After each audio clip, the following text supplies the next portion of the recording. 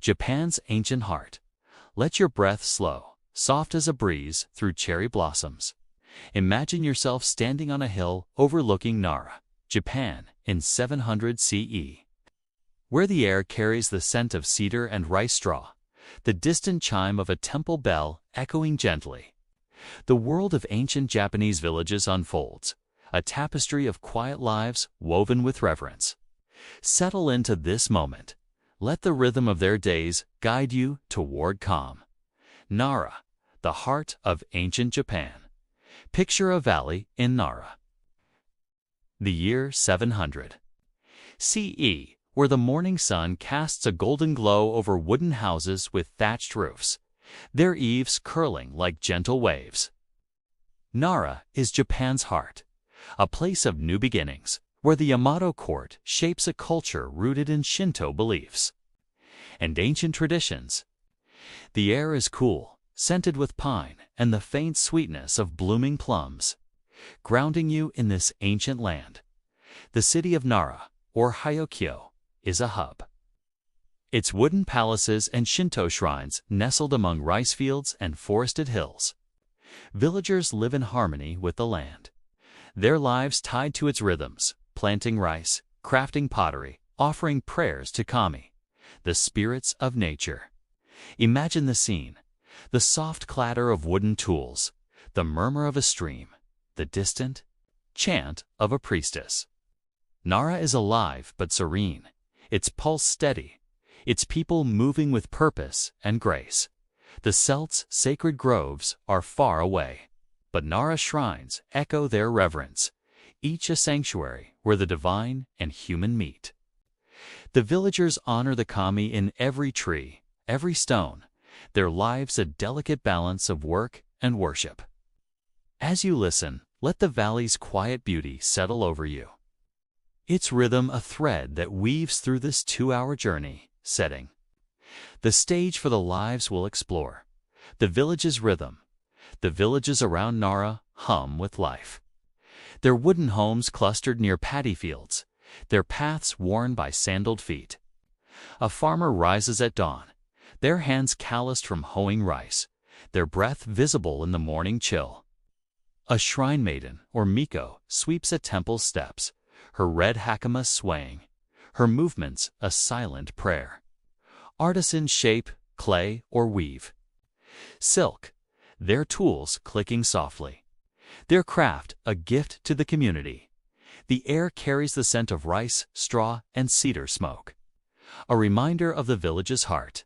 Temples and shrines, the landscape, their wooden beams polished by time, their bells chiming in the breeze. The kami are ever present, their spirits in the wind, the water, the cherry blossoms that drift like snow. Imagine standing among the houses, the sounds of daily life, laughter, footsteps. The splash of water a soothing hum that calms your mind. Nara's villages are not grand, but intimate, their people bound by shared tasks and beliefs. The court in Hyokyo may dictate laws, but the villages live by the land, their days shaped by seasons, their nights lit by lanterns. The Celts wove offerings into springs. Here, villagers offer rice to shrines, their gestures quiet but profound. This world, with its gentle rhythms, invites you to rest, to drift toward peace.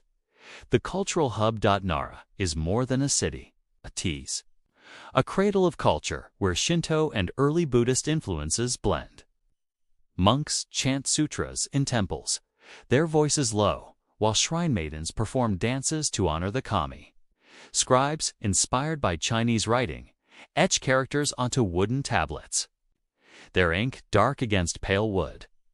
Imagine a scribe, their brush moving slowly, the scent of ink sharp in the air, their work a bridge to eternity. The court fosters art and learning, its influence reaching the villages. Potters shape clay into vessels, their surfaces glazed with earthy tones. Weavers craft silk, their looms clacking rhythmically, their threads dyed with indigo or madder. These crafts, like the Celts' torques, are not mere objects, but offerings. Their creation, a prayer. The air hums with their work, a steady pulse that soothes, that carries you forward. Nara's role as a hub shapes the villages, bringing trade bronze bells from the continent, silk from distant lands. Yet the villages remain rooted, their lives tied to rice, to shrines, to the kami's whisper. The court's grandeur is distant, its laws a faint echo, while the village's rhythm planting, weaving, praying remains constant.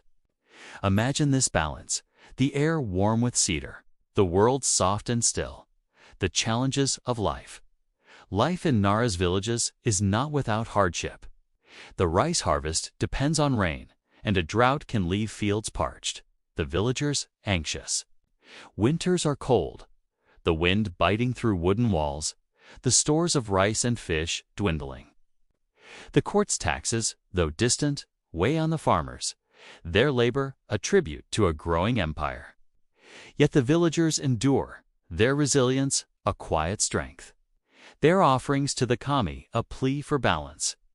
Conflict, too, touches their world not. The Celts raids, but tensions between clans or the court's demands.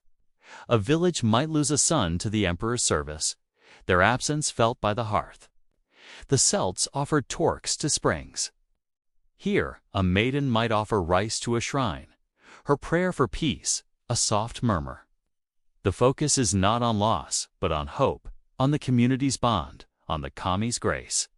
These struggles are met with rituals, with festivals, with the steady work of hands in fields or looms. The villagers face uncertainty with grace, their lives a cycle of effort and rest.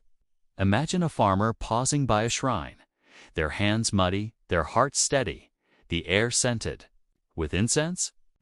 This resilience, this quiet strength, is a lullaby that carries you toward rest. A journey begins as twilight falls over Nara. The valley glows, its shrines lit by lanterns, their light dancing on wooden beams. The air is cool now, scented with cherry blossoms and cedar, the village settling into night. The Celts' groves fade into memory, replaced by this world of rice fields, shrines, and silent kami. The villagers' lives, the farmers' toil, the maidens' dance. The artisan's craft threads in a tapestry that unfolds over these 2 hours. Imagine yourself seated by a shrine. The bells chime fading, the air soft with the promise of sleep. Nara's heart beats gently, its rhythm a guide through this journey. The stories to come of mornings in the village, rice fields, shrine maidens, and more will weave this world around you. Each segment a step toward rest. Let the scent of cedar, the chime of a bell, the quiet of Nara linger in your mind. Rest now as we prepare to step into a village morning, where a shrine maiden moves through cherry blossoms, guiding us deeper into sleep. Morning in a village. Let your breath ease, soft as cherry blossoms drifting on a spring breeze. Imagine yourself standing in a Nara village, Japan, in 700 CE, where the air is cool with the scent of dew and blooming petals, the faint chime of a shrine bell echoing through the dawn. A shrine maiden moves with quiet grace, her routine a gentle rhythm that binds the village to the divine. Settle into this moment, let the morning stillness wrap around you, guiding you deeper into calm, the village at dawn. Picture a village in Nara, the year 700 CE, nestled in a valley where mist clings to wooden houses with thatched roofs, their beams darkened by time and weather. The sun rises slowly, its light filtering through cherry trees, casting a pale golden glow over paths worn smooth by sandaled feet. The air is crisp, carrying the sweet, delicate scent of cherry blossoms, their petals drifting like soft snow. Onto the earth, a faint cedar smoke curls from hearths kindled at dawn, blending with the dew-damp grass, grounding you in this ancient place. The village is quiet, its rhythm slow, a world waking gently to the day. At the village's edge stands a Shinto shrine, its wooden torii gate weathered yet sturdy, its red lacquer faded but vibrant in the morning light. A shrine maiden, perhaps named Hana, sweeps the stone path with a bamboo broom. Her movements deliberate, each stroke a silent prayer to the kami, the spirits of nature. Her red hakama, a long skirt tied at the waist, sways softly, its fabric coarse but dyed a deep crimson, a color sacred to the shrine. Her white kasode, a simple robe, brushes her arms, its linen smooth against her skin. The Celts revered their groves with offerings of bronze. Here, the Japanese honor their kami with swept paths and quiet devotion. The shrine, a heart that beats. With the village's life, the village hums with subtle sounds, a wooden ladle, dipping into a stream. Its splash bright but fleeting. The creak of a rice pot settling over a hearth. The distant lowing of an ox stirring in its pen. Farmers prepare for the fields, their straw hats casting shadows on the earth. Artisans stoke their kilns. The faint crackle of fire, a steady pulse. Yet it is Hana's presence, her broom's soft scrape, that sets the morning's tone. Her routine a thread in the tapestry of Nara's daily life. Imagine the mist curling around the houses, the cherry blossoms falling. The air alive with quiet purpose, soothing your mind as you listen. The shrine maiden's routine. Hana rises before dawn. Her breath a soft cloud in the cool air. Her sandals whispering on the wooden floor of her small home. As a miko, a shrine maiden, her role is sacred. Her tasks a bridge between the village and the kami. Her face is calm, her eyes reflecting the first light. Her hands steady as she ties her hakama, its crimson folds catching the faint glow of a lantern. She moves with grace, her routine a ritual as old as the hills that cradle Nara. Each act a gesture of reverence. She begins at the shrine's stone basin, a chozuja, where water flows from a bamboo spout, its surface rippling in the dawn. Hana dips a wooden ladle, the water cold against her fingers, its splash a clear, bright note that echoes through the quiet. She rinses her hands, then her mouth, purifying herself for the kami's presence, her movements slow and deliberate, like a dance learned through years of practice. The Celts purified with springs and offerings. Here, water cleanses, a preparation for sacred duties, its rhythm soothing. Its sound a gentle lullaby. Hana sweeps the shrine's path, the bamboo.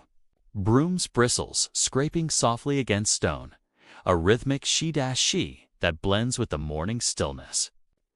Cherry trees line the path, their branches heavy with pink-white blossoms, their petals drifting to the ground, each one a fleeting gift from the kami. The air is thick with their scent, sweet and delicate, mingling with the faint earthiness of damp stone. Hana pauses to gather a fallen petal, its texture soft against her palm, her heart steady with the shrine's calm. The broom's rhythm, the blossom's fall, the air's cool touch, these are constants, grounding you in this moment, easing your thoughts toward rest at the shrine's altar. A wooden platform polished by time. Hana places fresh sakaki branches, their glossy green leaves catching the light. She arranges a clay bowl of rice, its grains white and smooth, a simple offering to the kami. A bronze bell hangs above its surface, etched with faint patterns. Its chime soft when stirred by the breeze, a sound that lingers like a whisper.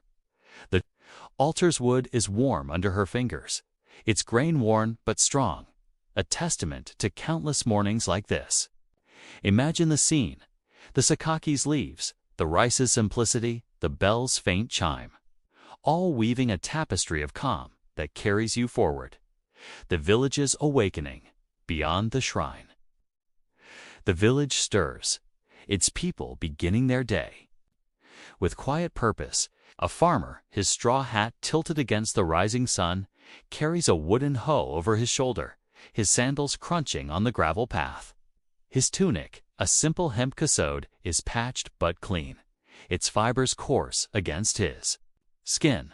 He pauses to nod at Hana, their exchange silent but warm, a shared understanding of the village's rhythm.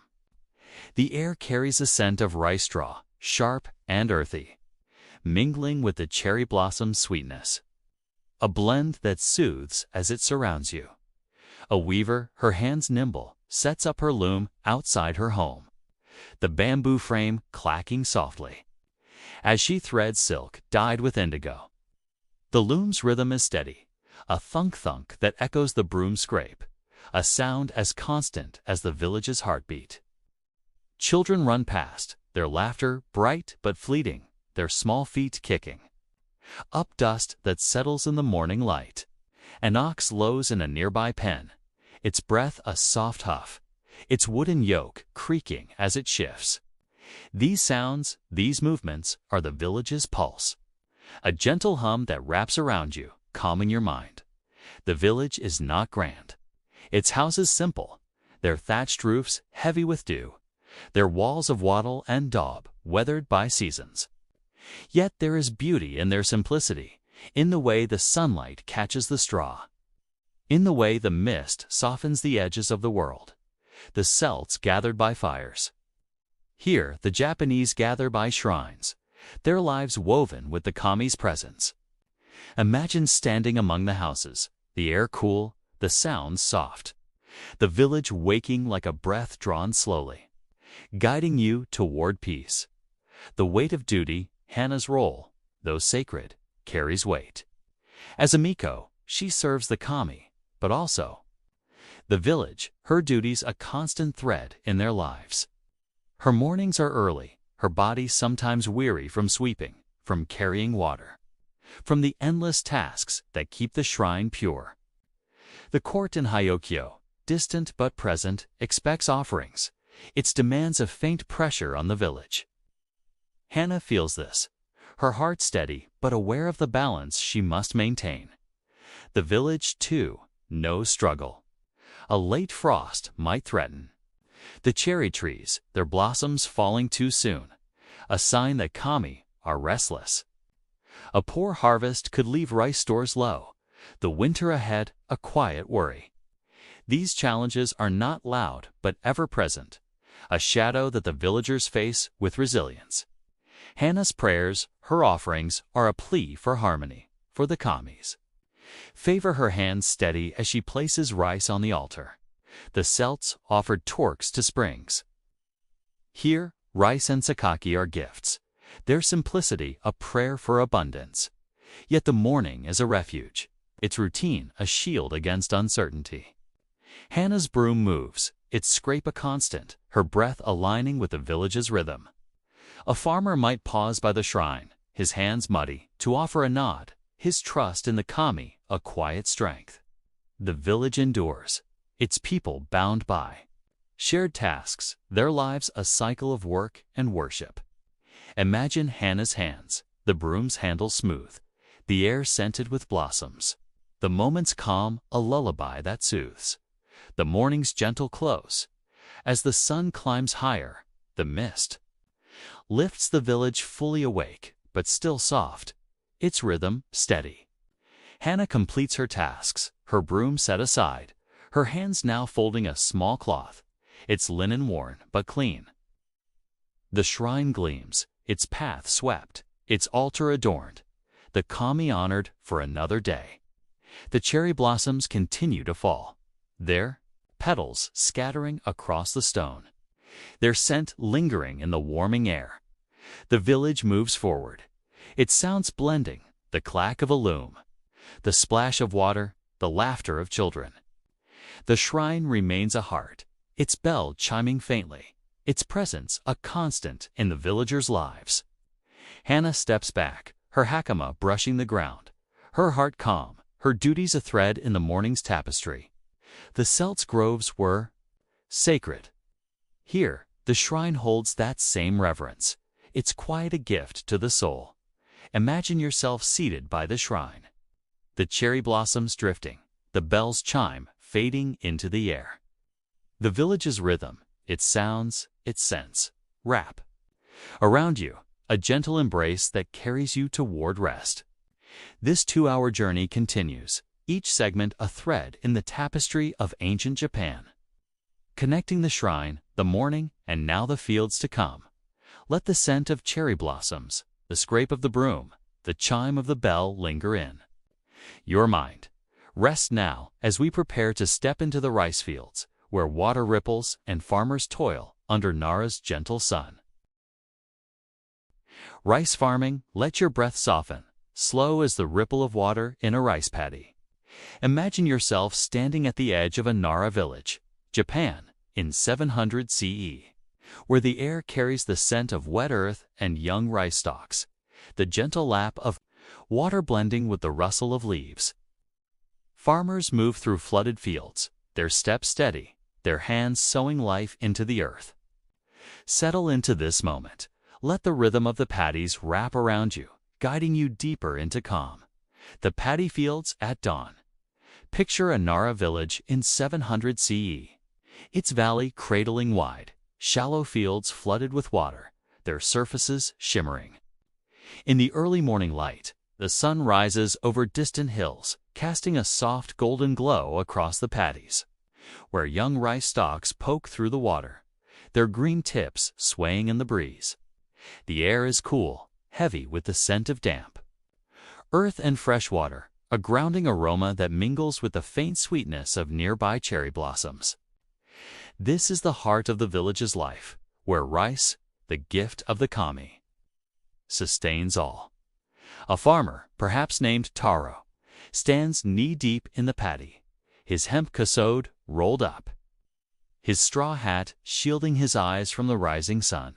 His hands, calloused from years of toil, grip a wooden hoe, its blade worn but sharp, cutting through the mud with a soft squelch. The Celts tilled their fields with plows. Here, the Japanese shape their paddies with care, their tools simple, their labor a prayer to the land. The water ripples with each step, its sound a gentle lap-lap, a rhythm as soothing as a lullaby, calming your mind as you listen. The fields are not silent, but alive with subtle sounds, the rustle of rice stalks, the chirp of a frog hidden in the mud, the distant chime of a shrine bell from the village. The paddies stretch across the valley, their edges marked by low, earthen bunds, their surfaces reflecting the sky's pale hues. Imagine the scene, the water's mirror-like sheen, the stalks' delicate green, the air's cool touch, all weaving a tapestry of peace that grounds you in this moment. The farmer's routine. Taro begins his day at dawn, his sandals sinking into the muddy path as he walks to the fields. His cassode, patched and faded, clings to his skin, damp from the morning mist. He carries a basket of rice seedlings, their roots wrapped in straw, their scent fresh and earthy. The work is slow, deliberate, each seedling planted by hand, its roots pressed into the soft mud with care. The Celts offered torques to springs. Here, the planting is an offering, a gesture to the kami for a bountiful harvest. The paddy's water is cool, its surface rippling as Taro moves, his hands steady, his breath aligning with the field's rhythm. He checks the irrigation channels, wooden sluices that guide water from a nearby stream, their flow controlled by bamboo gates. The water sound is constant, a soft gurgle that blends with the breeze, its cadence soothing like a whispered prayer. Taro pauses to adjust a gate, the bamboo smooth under his fingers. Its creak, a familiar note in the morning's quiet. The planting is communal, the village working together, their voices low as they call to one another across the fields. A neighbor, her conical hat bobbing, plants nearby, her hands mirroring Taro's. Their movements, a dance of shared purpose. The air carries the scent of mud, rich and heavy, mingling with the faint green of the seedlings. Imagine Taro's hands, the mud's cool grip, the water's gentle ripple, all blending into a rhythm that soothes, that carries you toward rest. The life of the paddy. The paddies are the village's lifeblood, their cycles tied to the seasons, their health a reflection of the kami's favor. Taro tends the fields with care, weeding out stray grasses, now their roots slippery in the water, their texture rough against his palms. He checks for pests, small insects that skitter across the surface, their presence a challenge but not a defeat. The Celts faced drought. Here, the Japanese watch the rains, their fields dependent on the sky's gift. The water in the paddies is alive, its surface home to frogs and fish, their movements a flicker in the morning light. A heron might land at the field's edge, its wings folding silently, its beak dipping for a fish. The villagers respect these creatures, seeing them as signs of the kami's presence. Their lives part of the field's balance.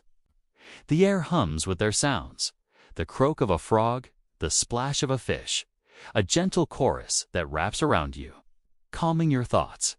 The paddies are not just fields, but a sacred space.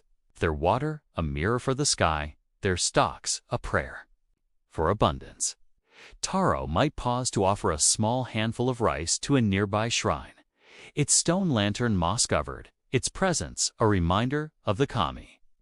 The gesture is simple, the rice grains small in his hand, but its meaning is deep, a plea for the harvest to come. Imagine the waters ripple, the stalks sway, the shrines quiet, all weaving a soothing rhythm. The weight of toil. Rice farming is not without hardship. Taro's back aches from bending, his hands raw from the mud's grip, his body weary under the sun's growing warmth. The harvest is uncertain, the rains unpredictable, a late flood or drought, a constant worry. The court in Hyokio demands a share of the rice. Its taxes a weight on the village, their stores carefully rationed for winter. Yet Taro works on, his hands steady, his heart tied to the land. The village faces these challenges together, their labor a bond that strengthens them. A neighbor might share a tool, its wooden handle worn smooth, or a story of a past harvest, their voice low and soothing. The Celts faced raids. Here, the Japanese face nature's whims, their resilience a quiet strength. Taro might pause by the stream, splashing water on his face, its coolness a moment of relief, his breath slowing as he looks to the fields. The kami are ever present, their favor sought through small offerings, a straw figure placed by the water, a whispered prayer for rain. The villagers do not dwell on the toil, but on the cycle, the planting leading to harvest, the harvest to winter's rest. Imagine Taro in the paddy, his hat casting a shadow, the waters ripple a constant, the air scented with earth, the moments calm, a lullaby that soothes, the paddies gentle close as the morning sun climbs. The paddies glow, their water reflecting the sky's deepening blue, their stalks standing taller in the light. Taro steps back, his hands muddy, his cassode damp, his heart steady with the work done. The fields hum with life, their rhythm a pulse that carries through the village, from the shrine's bell to the farmer's steps. The air is warmer now, scented with wet earth and green stalks, a fragrance that lingers like a gentle embrace. The village moves forward, its sounds blending the gurgle of irrigation channels, the rustle of rice, the distant laughter of children. The paddies remain a heart, their water a mirror, their harvest a hope. Taro might glance at the shrine, its torii gate red against the green hills, its presence a reminder of the kami's watch. The Celts' fields were sacred. Here, the paddies hold that same reverence, their quiet a gift to the soul. Imagine yourself seated by the paddy's edge, the water rippling, the stalks swaying, the air soft with the scent of earth. The village's rhythm, its sounds, its scents, wrap around you, a gentle embrace that carries you toward rest. This 2-hour journey continues, each segment a thread in the tapestry of ancient Japan, connecting the shrine, the fields, and now the women's roles to come. Let the ripple of water, the rustle of rice, the scent of wet earth linger in your mind.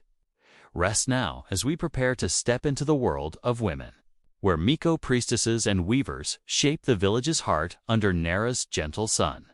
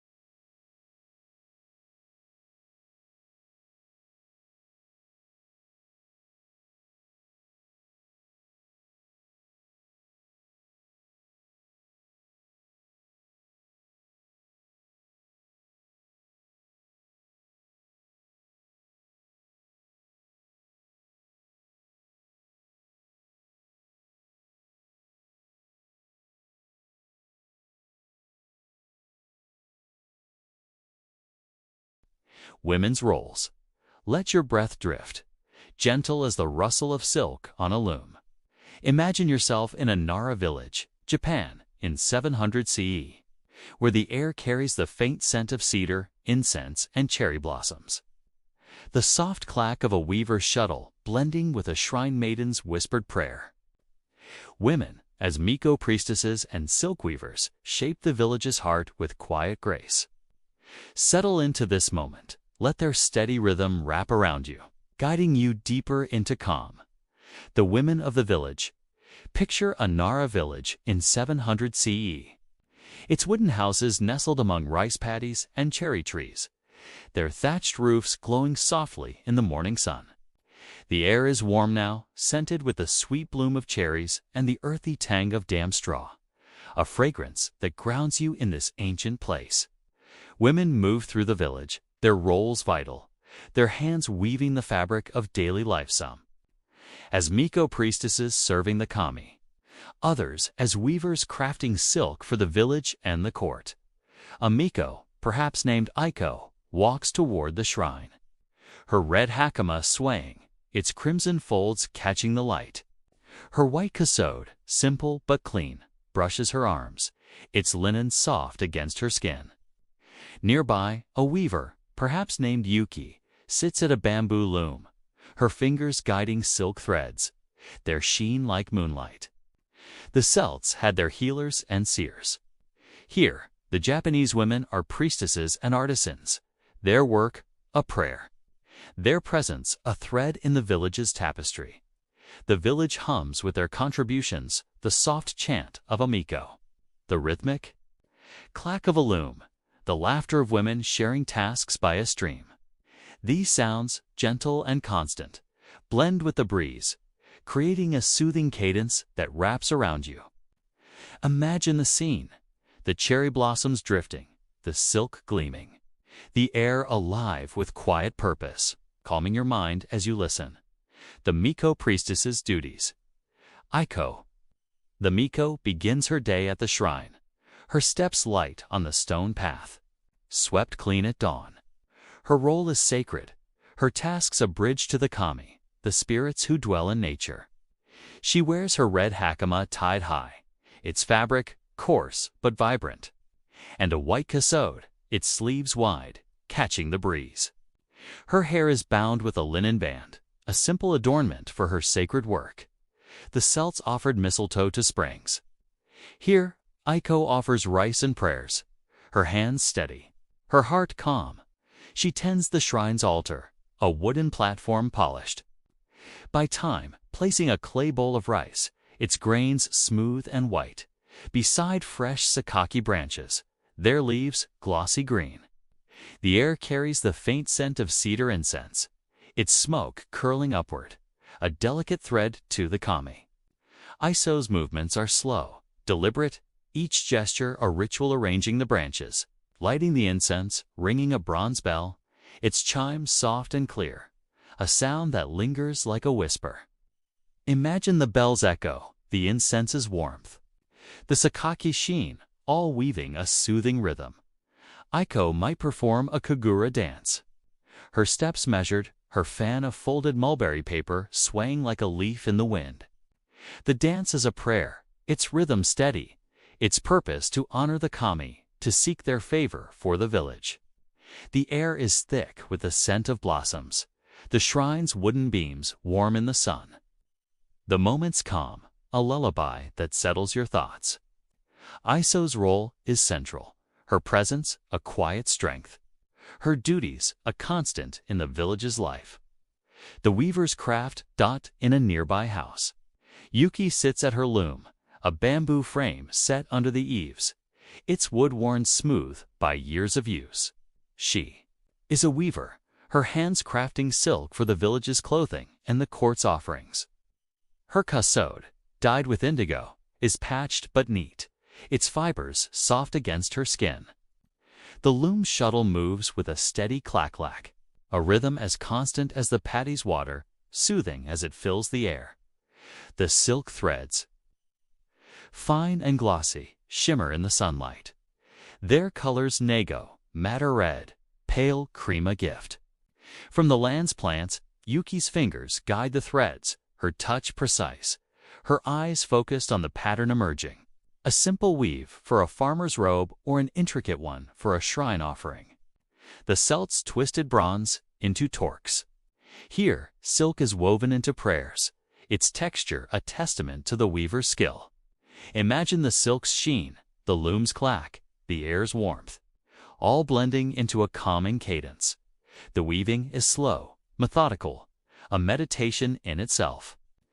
Yuki pauses to adjust the threads, her hands brushing the bamboo, its surface cool and smooth. The air carries the scent of straw from the house's roof, mingling with the faint sweetness of cherry blossoms outside.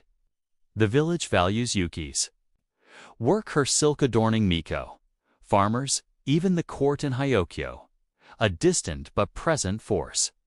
The loom's rhythm, steady and unhurried, wraps around you, easing your mind toward rest.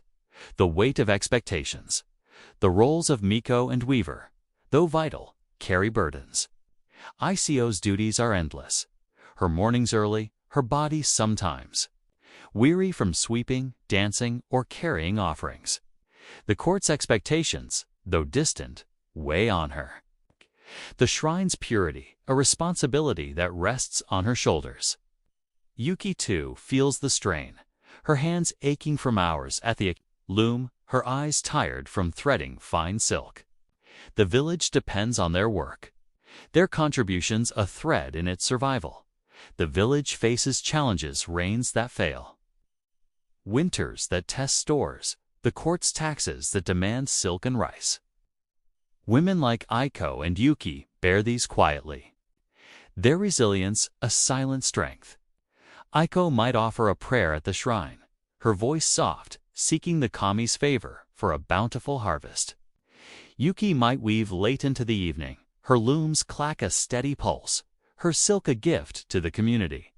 The Celts faced raids. Here, the Japanese face nature's whims and societal demands, their endurance a quiet grace. These struggles are met with community, with shared tasks, with the kami's presence.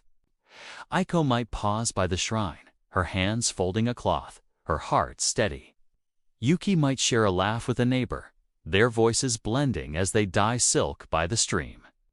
Imagine their hands, the incenses curl, the silks glide, the air, scented with blossoms. The moment's calm, a lullaby that soothes. The women's lasting grace. As the day progresses, the village hums. It's women at its heart. Aiko completes her tasks, her hakama dusty but vibrant, her altar gleaming with offerings. Yuki's loom falls silent, her silk folded neatly, its sheen catching the afternoon light.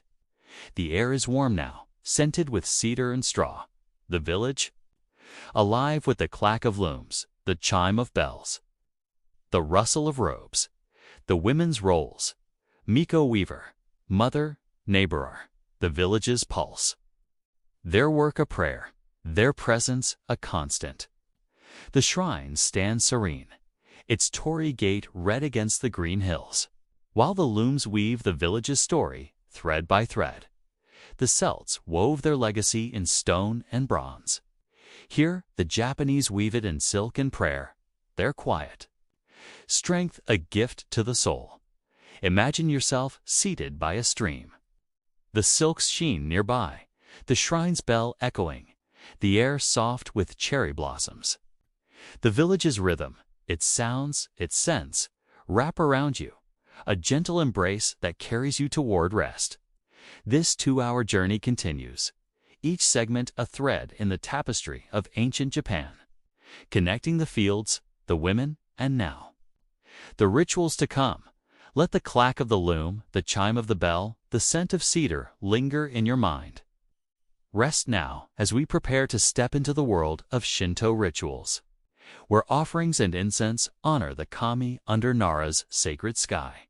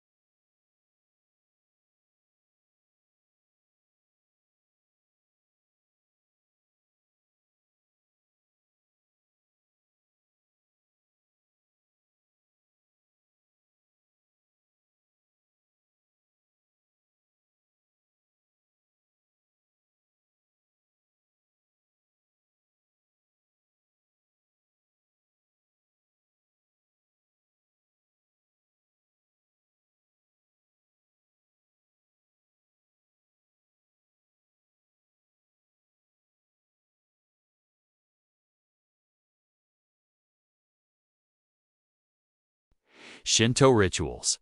Let your breath soften, gentle as the curl of incense smoke in the evening air.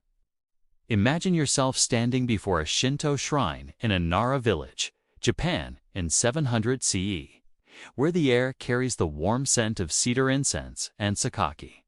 Leaves, the soft chime of a bronze bell echoing through the twilight. A Miko priestess performs a ritual, her movements a quiet prayer to the kami. Settle into this moment. Let the shrine's stillness wrap around you, guiding you deeper into calm, the shrine's sacred space. Picture a Nara village in 700 CE. Its wooden houses fading into the twilight, their thatched roofs soft against the deepening sky. At the village's heart stands a Shinto shrine, its red torii gate glowing faintly, its wooden beams polished by time. The air is cool, scented with cedar incense and the faint sweetness of cherry blossoms, their petals scattered. Across the stone path, the shrine is a sanctuary, a place where the calm spirits of nature, ancestors, and the divines, well, their presence a quiet pulse in the village's life. A Miko priestess, perhaps named Aiko from our earlier tale, stands before the shrine's altar, her red hakama swaying gently, her white kasode catching the last light. Her role, sacred and central, is to honor the kami, to weave the village's prayers into rituals that maintain harmony. The Celts offered mistletoe in groves. Here, the Japanese offer rice and sakaki, their gestures a delicate thread in the tapestry of Shinto belief. The shrine hums with subtle sounds, the rustle of leaves, the trickle of water from a stone basin, the chime of a bell blending into a soothing cadence that calms your mind. The altar, a wooden platform raised on stones, holds simple offerings. A clay bowl of rice, a bundle of sakaki branches, a small bronze mirror reflecting the sky. The air carries the scent of burning incense, its smoke curling upward, a faint warmth against the evening's chill. Imagine the scene, the tory's red arch, the altar's polished wood, the incense's gentle drift, all grounding you in this sacred moment. Easing your thoughts toward rest, the Miko's ritual duties. Aiko begins her ritual at dusk, her sandals whispering on the stone path as she approaches the shrine. Her hakama, crimson and coarse, brushes her legs, its folds catching the lantern's glow. She pauses at the chozuya, a stone basin where water flows from a bamboo spout, its surface rippling softly. She dips a wooden ladle, the water cold against it. Her fingers, it splash a clear, bright note that purifies her for the kami's presence. The Celts cleansed with spring water. Here, the ritual is similar, a preparation for sacred acts, its rhythm soothing. Like a whispered lullaby at the altar, Aiko arranges fresh sakaki branches, their glossy leaves smooth under her touch, their green, a symbol of life. She places a clay bowl of rice, its grains white and even, a humble offering to the kami. A bronze bell hangs above, its surface etched with faint spirals. Its chimes soft when she pulls its rope, a sound that lingers in the air, clear and gentle. The incense burns in a clay censer, its cedar scent warm and grounding, its smoke weaving through the twilight. Imagine Aiko's hands, the sakaki's texture, the bell's echo, all blending into a rhythm that calms. Aiko may perform a kogura dance. Her steps slow and precise, a mulberry paper fan swaying in her hand like a leaf on the wind. The dance is a prayer, its movements a silent offering to the kami, seeking their favor for the village's harvest, health, or peace. The air is thick with incense, the shrine's beams warm in the lantern light. The moment's serenity, a lullaby that wraps around you, easing your thoughts toward rest. The community's offerings. The village joins Ico's rituals, their offerings. A shared act of reverence. A farmer might bring a small bundle of rice stalks, their husks rough but golden, placing them at the altar with a bow. A weaver might offer a strip of silk, its indigo threads gleaming, a gift crafted with care. The Celts offered torques to springs. Here, rice, sake, or cloth are given, each a gesture of gratitude, a plea for the kami's blessing. The rituals are communal, the village gathering in the shrine's courtyard, their voices low, their sandals soft on the stones. A child might hold a parent's hand, their small fingers clutching a rice straw figure, a simple offering for the kami. An elder might murmur a prayer, their voice blending with the breeze, its cadence repetitive and soothing. Kami, watch over us, grant us peace. The air carries a scent of sake poured into a clay cup, its sweetness mingling with incense, grounding you in the moment. In rare moments, offerings are more significant. Fish from the stream, its scales glinting, given to ensure a bountiful season. The act is solemn, not grim. Its purpose to restore balance, to honor the kami's cycle of life. The villagers focus on the ritual's meaning, the harmony it seeks, the smoke carrying their prayers upward. Imagine the shrine, the offering's simplicity, the incense's curl, all weaving a soothing rhythm that calms. The weight of sacred duty. Ico's role carries a quiet burden. The rituals demand precision. Her body sometimes weary from long hours of preparation, her mind focused on the kami's will. The court in Hyokyo, distant but influential, may request special offerings. Their expectations await on the shrine. The village relies on Iko, their trust a responsibility she bears with grace. The Celts druids faced similar pressures. Here, the Miko's duties are a sacred thread in the village's life. The village, too, knows challenges. A poor harvest might strain offerings, the rice bowl smaller, the sake cup less full. A storm could damage the shrine. Its repairs a task for the community. Yet these struggles are met with resilience. The rituals, a shield against uncertainty. Iko might pause to light another incense stick. Its glow steady, her prayer a soft murmur for the village's strength. The villagers gather, their presence a bond, their offerings a hope for balance. The rituals are a refuge, their rhythm a constant. Ico's fan sways, the bell chimes, the incense curls. Each act a prayer that soothes. A farmer might stand by. The Torii, his hands rough from the fields, his heart eased by the shrine's calm. Imagine Iso's movements, the sakaki's leaves, the air's warmth. The moment's serenity a lullaby that carries you toward rest. The ritual's gentle close as night deepens.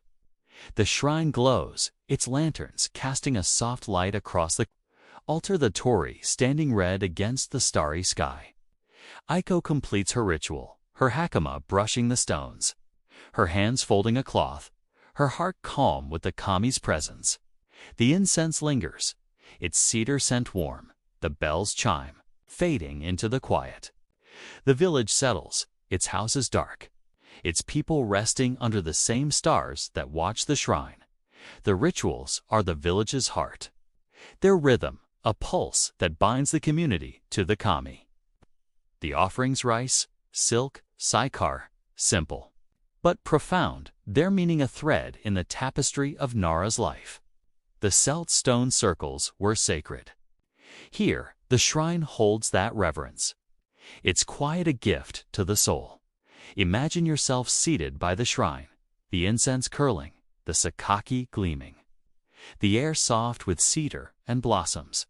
The village's rhythm, its sounds, its scents, wrap around you, a gentle embrace that carries you toward rest. This 2-hour journey continues, each segment a thread in the tapestry of ancient Japan, connecting the fields, the women, and now the artisans to come. Let the chime of the bell, the curl of incense, the rustle of sakaki linger in your mind. Rest now as we prepare to step into the world of artisan crafts, where pottery and bamboo tools clink under Nara's gentle sun.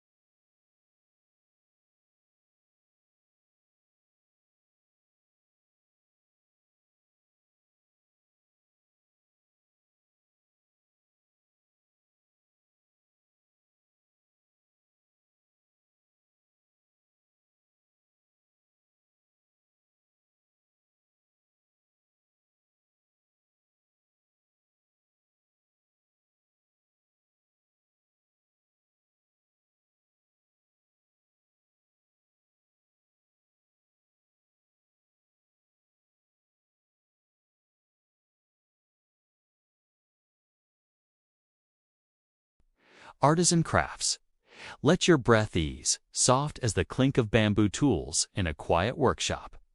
Imagine yourself in a Nara village, Japan, in 700 CE, where the air carries the scent of wet clay and cedar smoke. The gentle tap of a potter's hands blending with a rustle of bamboo. Artisans shape pottery and tools, their craft a steady rhythm that binds the village's heart. Settle into this moment. Let the workshop's calm wrap around you, guiding you deeper into peace. The Artisan's Workshop. Picture a Nara village. In 700 CE, its wooden houses clustered near rice paddies, their thatched roofs glowing in the midday sun. At the village's edge, a small workshop stands, its walls of wattle and daub warmed by the light, its open side revealing a potter's wheel and a bamboo workbench. The air is thick with the scent of wet clay and burning cedar, a grounding aroma that mingles with the faint sweetness of cherry blossoms from nearby trees.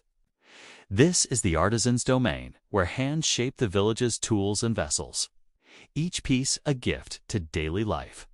A potter, perhaps named Kenji, kneels by his wheel, his hemp cassode dusted with clay, his hands steady as they mold a lump of earth into a bowl. Nearby, a craftsman, perhaps named Sumi, weaves bamboo strips, their soft clinking a rhythmic counterpoint to the wheel's hum. The celt's forged bronze torques. Here, the Japanese craft pottery and bamboo, their creations practical, yet sacred, their work a prayer to the kami. The workshop hums with subtle sounds, the wheels spin, the bamboos tap. The crackle of a kill's fire blending into a soothing cadence that calms your mind. The scene is alive but unhurried. The artisan's movements deliberate, there. Tools worn but cherished. A clay jar sits by the wheel, its surface smooth and cool, while a basket of bamboo strips rests on the workbench, their texture light and springy. Imagine the workshop, the clay's earthy scent, the bamboo's gentle clink, the air's warmth, all weaving a tapestry of peace that grounds you in this moment. The potter's craft. Kenji begins his work early, his sandals scuffing the dirt floor as he settles by the potter's wheel, a simple wooden disc spun by hand. His cassode, patched and faded, clings to his shoulders, its hemp fibers coarse but familiar. He needs a lump of clay, its texture cool and pliable, its scent rich. With the earth's memory, the wheel spins slowly, its hum low and steady, a rhythm that soothes as his hands shape the clay into a bowl. Its curves smooth and even. The clay is sourced from a nearby riverbank, its color a soft gray-brown, its surface slick with water. Kenji's fingers press gently, guiding the clay upward, his touch light but sure. The wheel's spin is a constant, its sound a soft whir-whir, blending with the crackle of the kiln outside, where cedar logs burn to harden the pots. The celts, shaped iron in forges. Here, clay is molded into vessels for rice cakes or shrine offerings, each piece a testament to Kenji's skill. Imagine the clay's coolness, the wheel's hum, the kiln's warmth, all blending into a calming rhythm. The firing process is slow, the kiln's heat a patient force. Kenji places the bowl inside, its surface still soft, and tends the fire. Its smoke curling upward, its scent sharp and woody. The air carries the faint tang of clay dust, grounding you in the moment. The finished bowl, glazed with earthy hues, will hold rice for a family or an offering for the kami. Its simplicity, a prayer. The potter's work, steady and unhurried, wraps around you, easing your thoughts toward rest. The bamboo craftsman's art. Across the workshop, Sumi works with bamboo, her hands deft as she splits stalks with a small iron knife, its blade worn, but sharp. Her cassode, dyed with indigo, is tied back, its sleeves rolled to keep clear of her work. The bamboo strips, pale and flexible, clink softly as she weaves them into a basket, their texture smooth yet firm. Their sound a gentle tap-tap that echoes the potter's rhythm. The Celts wove willow for baskets. Here, bamboo is the village's gift, its versatility shaping tools and daily life. Sumi's workbench holds a pile of bamboo strips, their surfaces gleaming in the sunlight, their scent fresh and faintly green. She weaves with care, her fingers threading strips into patterns, creating a basket for rice or a mat for the shrine. The process is methodical, each strip placed with precision, the clinking sound a steady pulse, soothing as it fills the air. The air carries the scent of cedar from the kiln, mingling with the bamboo's freshness. A blend that grounds you in the workshop's calm. The bamboo tools baskets, rakes, ladles are vital to the village. Their lightness, a contrast to the clay's weight. Sumi might pause to test a basket's strength, her hands brushing its woven surface, its texture springy under her touch. The village relies on her craft, its people using her creations in fields, homes, and shrines. Imagine Sumi's hands. The bamboos clink, the air's warmth, all weaving a soothing cadence that calms. The weight of craft. The artisan's work, though vital, carries challenges. Kenji's hands ache from shaping clay, his back stiff from hours at the wheel, the kiln's heat a constant test. Sumi's fingers calloused from weaving, tire from the knife's grip, her eyes straining in the dim light. The court in Hyokyo demands fine pottery and woven goods. Its taxes a pressure on the village, their stores of clay and bamboo carefully managed. The Celts faced scarcity of iron. Here, the Japanese guard their resources, their craft a balance of skill and endurance. The village faces nature's whims, a drought that hardens the clay, a storm that snaps bamboo stalks. Yet Kenji and Sumi work on, their resilience a quiet strength. Kenji might offer a small clay figure to the shrine, its surface unglazed but heartfelt, a prayer for steady hands. Sumi might weave a straw charm, its fibers soft, a gesture for the kami's favor. The artisan's work is a bond, their creations a thread in the village's life, their rhythm a lullaby that soothes.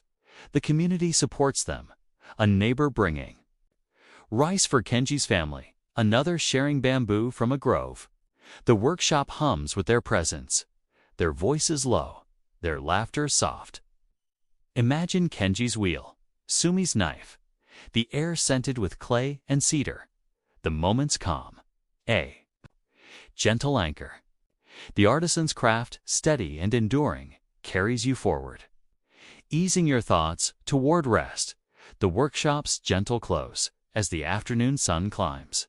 The workshop glows, its air warm with the scent of clay, cedar, and bamboo. Kenji lifts a finished bowl from the kiln, its surface cool now, its glaze gleaming in the light. Sumi ties off a basket, its weave tight and strong, its clinking silenced as she sets it aside. The village hums beyond, its sounds blending the splash of a stream, the rustle of rice fields, the chime of a shrine bell. The artisan's creations pots, baskets, tools are the village's heartbeat, their work a prayer, their presence a constant. The Celts forged iron in fire. Here clay and bamboo are shaped with care, their simplicity a gift to the soul. The workshop, with its steady rhythms, its earthy scents, its quiet clinks, is a sanctuary. Its calm a thread in Nara's tapestry. Imagine yourself seated by the workshop, the clay's coolness, the bamboo's clink, the air soft with cedar smoke. The village's rhythm, its sounds, its scents, wrap around you, a gentle embrace that carries you toward rest. This 2-hour journey continues, each segment a thread in the tapestry of ancient Japan, connecting the fields, the women, the rituals, and now the festivals to come. Let the clink of bamboo, the hum of the wheel, the scent of wet clay linger. In your mind, rest now as we prepare to step into the world of festivals. where lantern-lit dances and taiko drums echo under Nara's starry sky.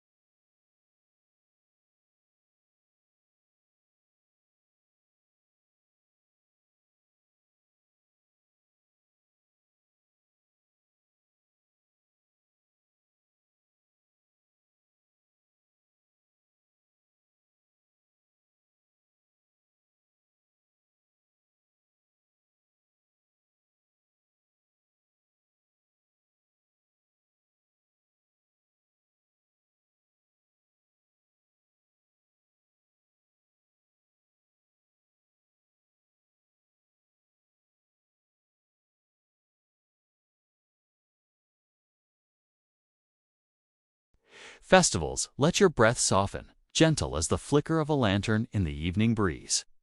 Imagine yourself in a Nara village, Japan, in 700 CE, where the air carries the warm scent of cedar smoke and roasted rice, the deep pulse of taiko drums, blending with the rustle of silk in a lantern-lit dance. The village gathers for a festival, their joy a quiet rhythm that honors the kami. Settle into this moment. Let the festival's glow wrap around you, guiding you deeper into calm.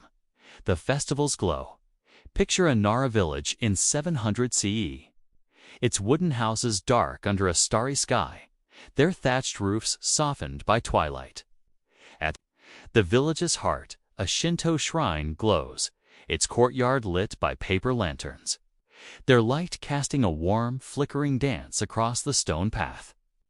The air is alive with the scent of cedar incense and roasted rice, mingling with the faint sweetness of cherry blossoms lingering from the day.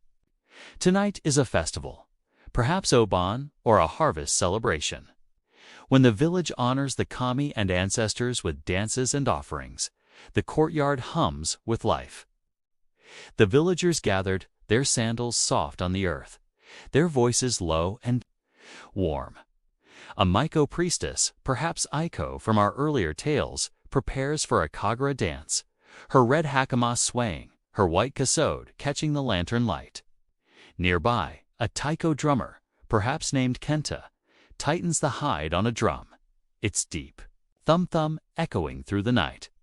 The Celts lit bonfires for their festivals. Here, the Japanese light lanterns, their glow a prayer, their rhythm a thread in the village's tapestry. The scene is vibrant yet serene. The lanterns flicker a gentle pulse.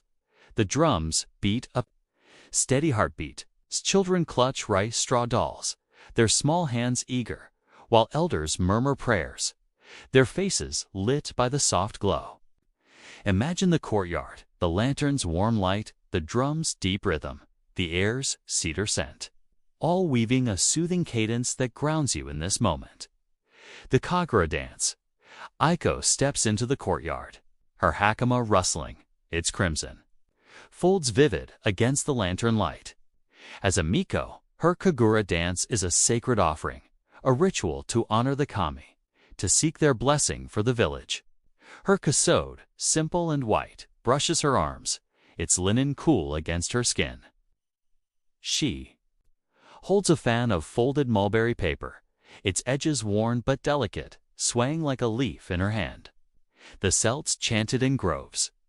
Here, Iso's dance is a silent chant. Its movements, a prayer. The taiko drums begin. Kenta's hands striking the hide, the thumb deep and resonant, a rhythm that pulses through the crowd. Aiko moves slowly, her steps precise, her fan tracing. Arcs in the air, its motion fluid like water in a stream. The lanterns cast shadows that dance with her, their light flickering on her hakama. Her face calm, her eyes focused on the kami's presence. The air carries the scent of incense, its cedar warmth curling upward, blending with the night's coolness. The dance is unhurried, each step a gesture of reverence, each turn a plea for harmony. The villagers watch, their breath slowing, their hearts aligned with the drum's rhythm. The air is thick with the scent of roasted rice, a communal offering prepared earlier, its aroma grounding. Imagine Aiko's fan, the drum's pulse, the lantern's glow, all blending into a soothing rhythm that calms your mind. The communal feast. The festival includes a feast. It's a shared act that binds the village. Wooden tables are set in the courtyard, laden with simple but heartfelt fare bowls of steamed rice, their grains white and soft. Platters of grilled fish, their scales glinting. Clay cups of sake, their sweetness a gift from the fields. Aiko places a portion of rice at the altar, a clay bowl etched with faint spirals, an offering to the kami. Its texture smooth under her fingers. Villagers sit on woven rush mats, their kasode and hakama rustling, their voices low as they share the meal. A weaver might pass a cup of sake, its clay cool to the touch, while a farmer offers a story, their laughter soft in the lantern light. The Celts feasted by fires. Here, the Japanese gather under lanterns, their meal, a prayer, their unity, a thread. In the festival's joy, the air carries the scent of grilled fish, sharp and savory, mingling with cedar smoke, grounding you in the moment. Children weave through the crowd, their small hands clutching rice cakes, their laughter bright but fleeting. An elder might lead a prayer, their voice blending with the drums, a soft chant, kami. Grant us peace, watch our fields. The feast is slow, deliberate, a ritual of community, its rhythm soothing, like a lullaby that wraps around you, easing. Your thoughts toward rest the weight of celebration. The festival, though joyful, carries burdens. Iso's preparations are meticulous, her body weary from days of arranging offerings. Practicing dances, purifying the shrine. The village feels the court's distant demands, their need for rice or silk, adding pressure to the festival's offerings. The kami must be honored, their favors sought for a good harvest or safe winter, a weight the community bears together. The Celts faced raids. Here, the Japanese face nature's whims and societal expectations, their resilience a quiet strength. The village meets these challenges with unity, their efforts shared. A farmer might spend hours roasting rice, their hands warm from the fire, while a weaver crafts a cloth for the altar, their loom clacking late into the night. Extants, Kenta's drums.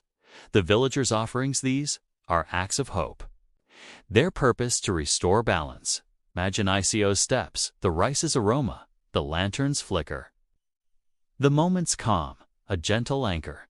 The festival is a refuge, its rhythm a shield against uncertainty. The drum's pulse, the lantern's glow. The air hums with shared prayers. A child might place a straw doll at the altar, their small gesture a prayer, their heart light. The villagers focus on the kami's presence, their unity a constant, their joy a lullaby that soothes. The festival's gentle close as the night deepens. The festival softens, the lanterns burning low, their light a faint glow across the courtyard. Aiko completes her dance, her fan folding, her hakama settling as she bows to the altar. Kenta's drums fall silent, the thump fading into the air, the shrine quiet under the stars. The air is cool now, scented with cedar and rice. the village settling into rest. The festival is the village's heart, its rhythm a pulse that binds the community to the kami. The lanterns, the drums, the dances are threads in Nara's tapestry, their joy a gift to the soul. The Celts lit fires for their gods. Here, the Japanese light lanterns, their glow a prayer, their calm a constant. Imagine yourself seated by the shrine, the lanterns flickering, the drums echo lingering, the air soft with cedar smoke. The village's rhythm, its sounds, its scents wrap around you, a gentle embrace that carries you toward rest. This 2-hour journey continues, each segment a thread in the tapestry of ancient Japan, connecting the fields, the women, the rituals, and now the mysteries to come. Let the flicker of lanterns, the pulse of taiko drums, the scent of cedar linger. In your mind, rest now, as we prepare to step into the mysteries of belief, where Shinto spirits whisper under Nara's sacred sky.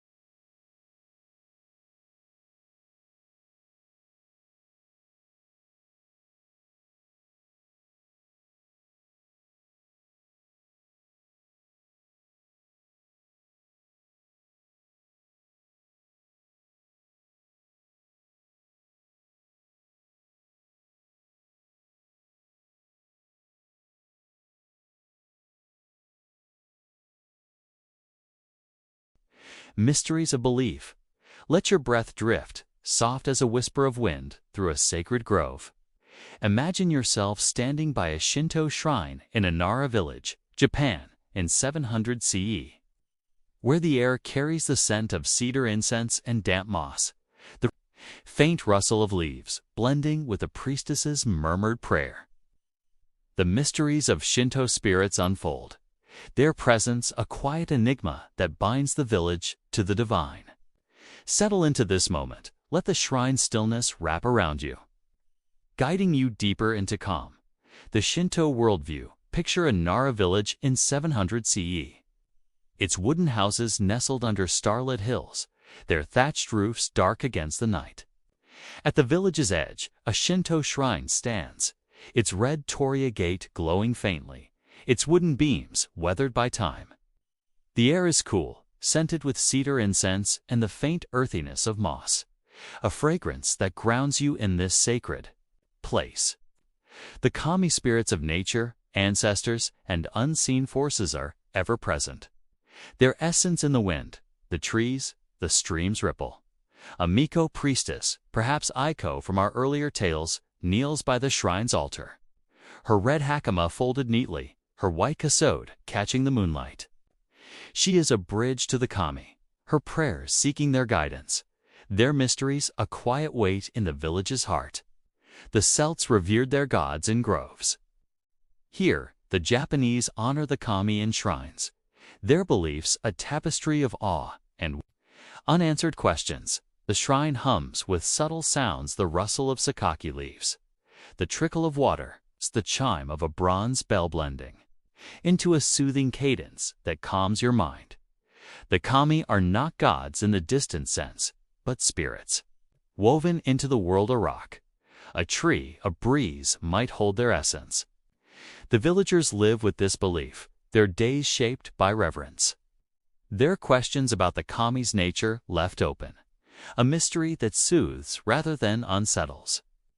Imagine the shrine, the tory's red arch, the incense's curl, the air's stillness, all weaving a tapestry of peace that grounds you in this moment. The priestess's prayers. Aiko begins her evening ritual, her sandals soft on the stone path as she approaches the shrine. Her hakama rustles, its crimson fabric vivid in the lantern light, her kasode cool against her skin.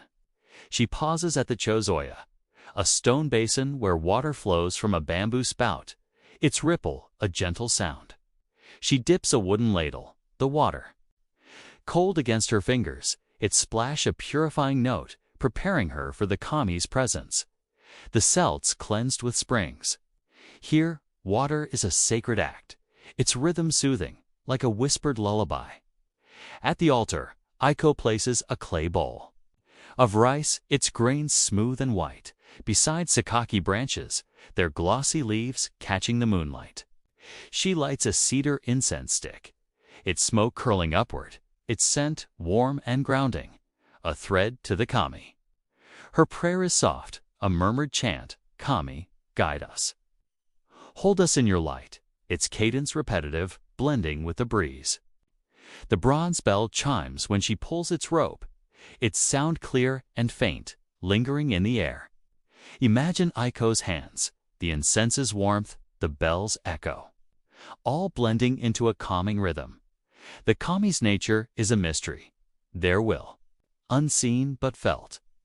Aiko might sense them in the wind's rustle, the starlight's glow, the stream's flow. Yet their thoughts remain beyond her grasp. The villagers asked, do the kami speak? Do they judge? These questions linger, not as fear, but as wonder. There. Openness, a soothing enigma that wraps around you, easing your thoughts toward rest, the village's reverence. The village joins Aiso's reverence, their lives shaped by the kami's presence. A farmer, perhaps Taro, pauses by the shrine, his hands muddy from the fields, to offer a straw figure, its fibers rough but woven with care. A weaver might place a strip of indigo silk, its threads gleaming, a gift for the kami's favor. The Celts offered torques. Here, rice, straw, or cloth are given, each a gesture of gratitude, a plea for harmony. The community gathers at dusk, their sandals soft on the earth, their voices low as they share prayers. A child might clutch a rice stalk, their small hands eager, their offering simple but heartfelt. An elder might tell a story of a kami who blessed a harvest, their voice blending with the wind, its cadence soothing the kami watch, the kami listen. The air carries the scent of sake poured into a clay cup, sweetness mingling with incense, grounding you in the moment.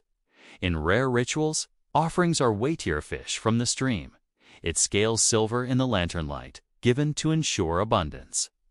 The act is solemn, its purpose to honor the kami cycle, not to dwell on loss, but to seek balance.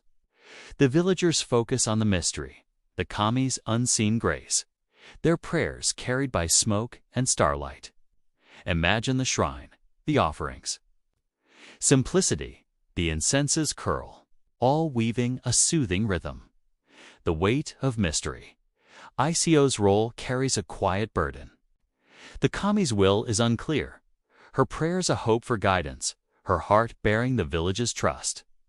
The court in Hyokyo, distant but present, may demand rituals, their expectations a weight on the shrine. The village feels this, their offerings carefully chosen, their stores of rice or silk stretched thin in lean years. The Celts face spiritual trials.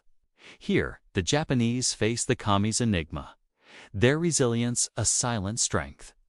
The village knows uncertainty a drought might anger the kami, a storm might test their faith.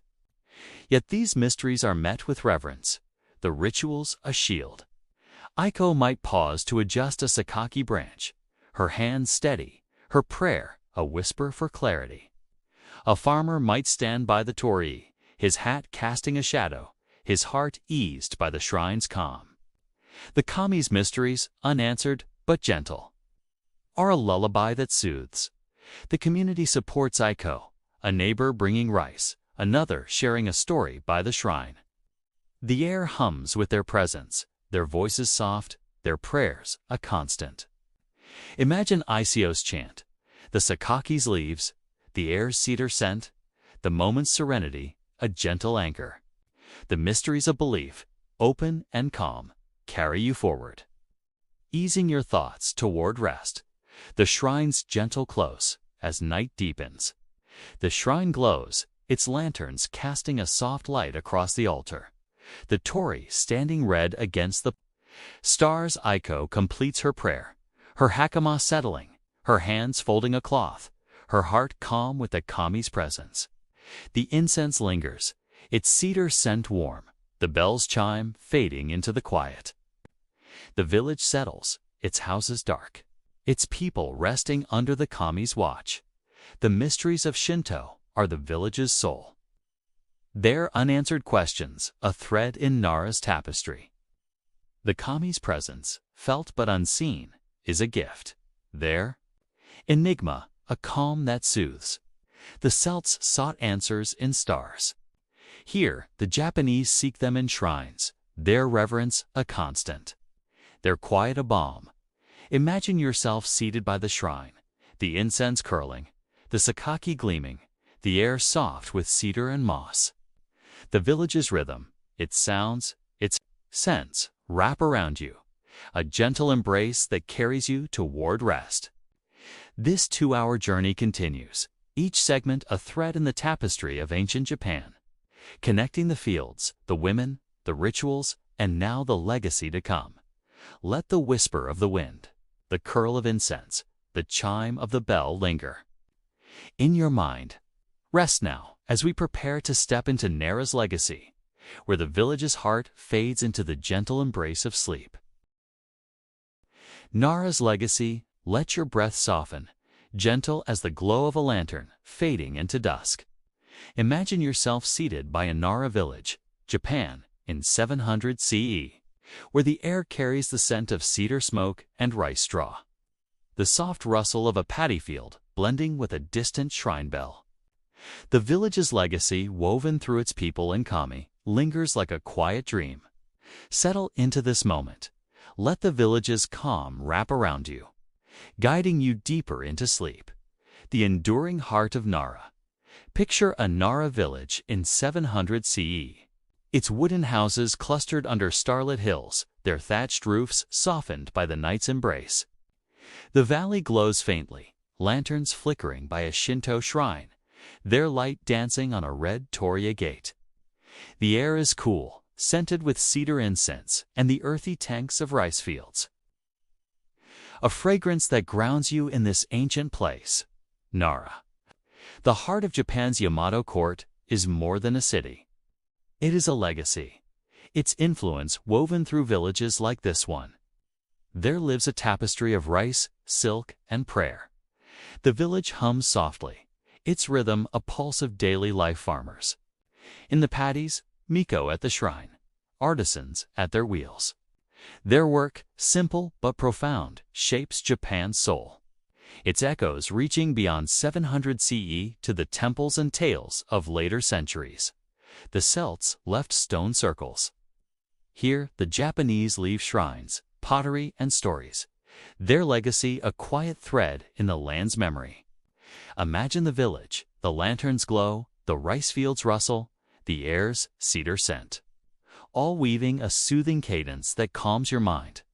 Nara's influence is felt in the court's laws, the monks' sutras, the scribes' ink on wooden tablets. Yet it is the village, with its farmers, weavers, and priestesses, that holds the heart, their lives a foundation for Japan's culture. The air carries the faint chime of a shrine bell, its sound lingering, a reminder of the kami's watch. This legacy, gentle and enduring, wraps around you, easing your thoughts toward rest, the village's contributions. The village's legacy lives in its people's hands. A farmer, perhaps Taro from our earlier tales, tends the rice paddies, his hoe sinking into the mud. Its squelch a steady rhythm. His rice feeds the village, the court, even the kami. Its grains a gift that binds the community to the land. A miko like Iko offers prayers at the shrine, her red hakama swaying, her sakaki branches a gesture to the divine. The celts forged torques. Here, rice and prayer are offerings, their simplicity a legacy of devotion. A weaver, like Yuki, crafts silk. Her looms clack-lack, a sound that echoes through the village, her indigo threads adorning miko and nobles. An artisan, like Kenji, shapes clay into bowls, their glaze gleaming in the kill's fire, their curves holding rice or sake for rituals. These creations rice, silk, pottery are Nara's heartbeat, their influence carried to Hyokyo. Their beauty a thread in Japan's story. Imagine the loom's rhythm, the clay's coolness, the shrine's incense, all blending into a calming pulse. The village's children learn these crafts, their small hands weaving straw or stirring clay, their pia, their laughter bright but soft. Elders share tales of the kami, their voices low, their stories of harvests and spirits a bridge to the past. The air carries the scent of roasted rice, a festival's memory, grounding you in the moment. Nara's legacy is not in grand palaces, but in these quiet acts, their rhythm a lullaby that soothes the kami's lasting presence. The kami are central to Nara's legacy, their spirits in every field, every shrine, every woven thread. Aiko might pause by the altar, her hands arranging sakaki, their leaves glossy in the lantern light, her prayer a whisper, kami, guide our path, hold our village. The kami's mysteries, explored in our last tale, endure their presence. Felt in the wind's rustle, the stream's ripple, the cherry blossoms fall. The Celts saw spirits in groves. Here, the Japanese see them in nature, their reverence a legacy of wonder. The village honors the kami with rituals, their offerings of rice, sake, or silk a constant thread. A farmer might place a straw figure by a stream, its fibers rough, a gesture for rain. A weaver might offer a cloth to the shrine, its indigo folds soft, a prayer for strength. These acts, simple but sacred, weave Nara's spiritual legacy, their calm a gift to the soul. Imagine the sakaki's sheen, the incense's curl, the air's stillness, all blending into a soothing rhythm. The kami's influence reaches beyond the village, their stories carried to Hyokyo, their rituals shaping temples like Titiji. The villagers live with this belief, their questions about the kami's will unanswered but gentle a source of peace. The air hums with their presence, the shrine's bell chiming faintly, its sound a constant that wraps around you, easing your thoughts toward rest, the weight of time. Nara's legacy is not without its burdens. The village faces transients houses weather, harvests falter, lives fade like cherry blossoms. The court's demands, distant but heavy, tax the village's rice and silk, their stores stretched in lean years. Ico's prayers, Taro's fields. Yuki's loom all carry the weight of survival, their efforts a quiet struggle. The Celts faced raids, Here, the Japanese face time's passage. Their resilience a silent strength. Yet the village endures, its legacy in its unity. A farmer shares rice, a weaver mends a neighbor's cloth, a miko chants for all. The kami's presence soothes, their mysteries a refuge. Aiko might pause by the shrine, her hands steady, her heart calm despite the court's shadow. Taro might rest by the paddy, his hoe still, the waters ripple, a moment of peace. Imagine their hands, the rice's scent, the lantern's glow. The moment's calm a lullaby that soothes. The village's legacy is its cycle planting, weaving, praying a rhythm that outlasts hardship. The air carries the scent of cedar smoke, the sound of a loom's clack, the chime of a bell, all blending into a gentle pulse. The villagers' lives, their crafts, their beliefs are a tapestry that endures, their calm a thread that carries you forward, easing your thoughts toward sleep, the legacy's gentle close as night falls. The village quiets, its lanterns burning low, their light a faint glow across the shrine.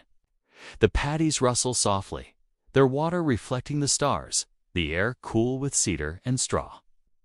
Aiko folds her cloth, Taro rests his hoe, Yuki silences her loom, their work done.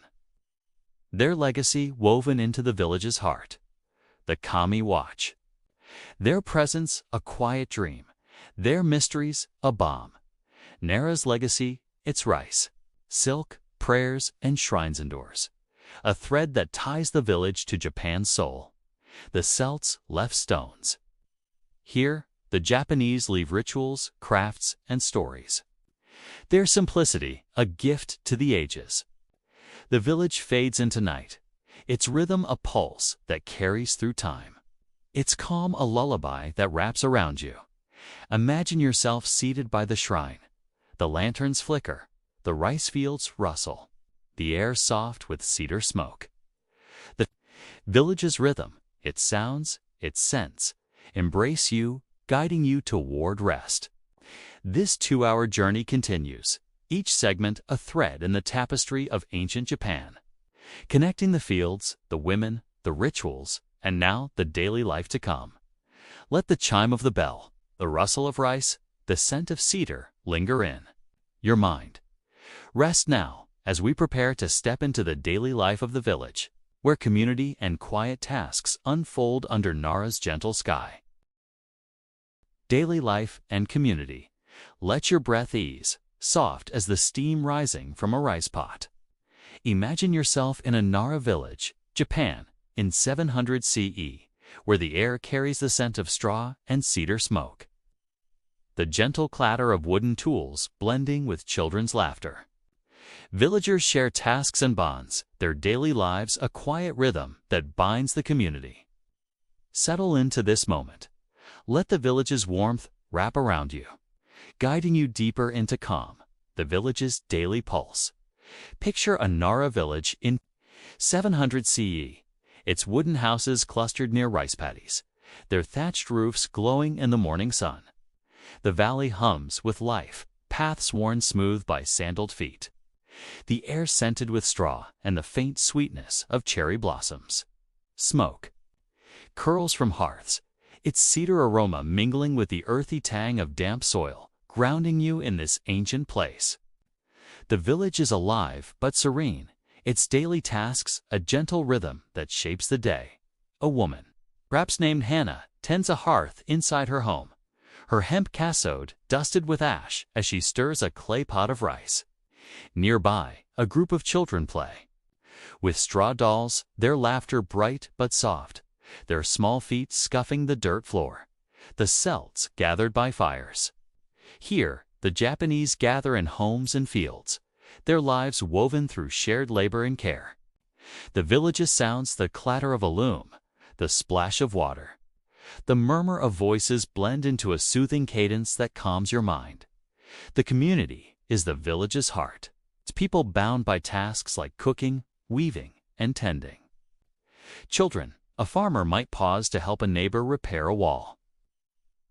their hands working wattle and daub while a weaver shares thread with another. Imagine the scene: the hearth's warmth, the straw's rustle, the air's cedar scent, all weaving a tapestry of peace that grounds you in this moment. The hearth and home. Hannah begins her day at the hearth, a sunken pit in her home's dirt. Floor, its stones blackened by years of fire. Her cassode, patched but clean, brushes her arms as she kindles cedar logs. Their crackle a steady pulse, their smoke curling upward. She places a clay pot over the fire, its surface worn but smooth, filled with rice and water from a nearby stream. The steam rises, its scent warm and starchy, a comforting aroma that fills the air. The rice simmers, its gentle bubble blending with the hearth's crackle, a rhythm as constant as the village's heartbeat. Hannah stirs with a wooden spoon, its handle polished by use, its grain warm under her fingers. The celt's cooked barley. Here, rice is life, its preparation a daily ritual that binds the family. She might add dried fish, its savory scent mingling with the rice, grounding you in the moment. Imagine the pot's steam, the fire's glow, the straw mat's texture, all blending into a soothing rhythm. The home is simple, its walls of wattle and daub, its roof heavy with straw. A woven rush mat covers the floor, its fibers coarse but soft underfoot. Hannah's children, small and curious, sit nearby, weaving straw into dolls, their giggles a bright note in the quiet. The air carries the scent of cedar and rice, a lullaby that wraps around you, easing your thoughts toward rest. The bonds of community beyond the home. The village thrives on shared labor. A group of women gather by a stream, their cassode tied back, washing hemp cloth with wooden mallets, the thump-thump a steady rhythm.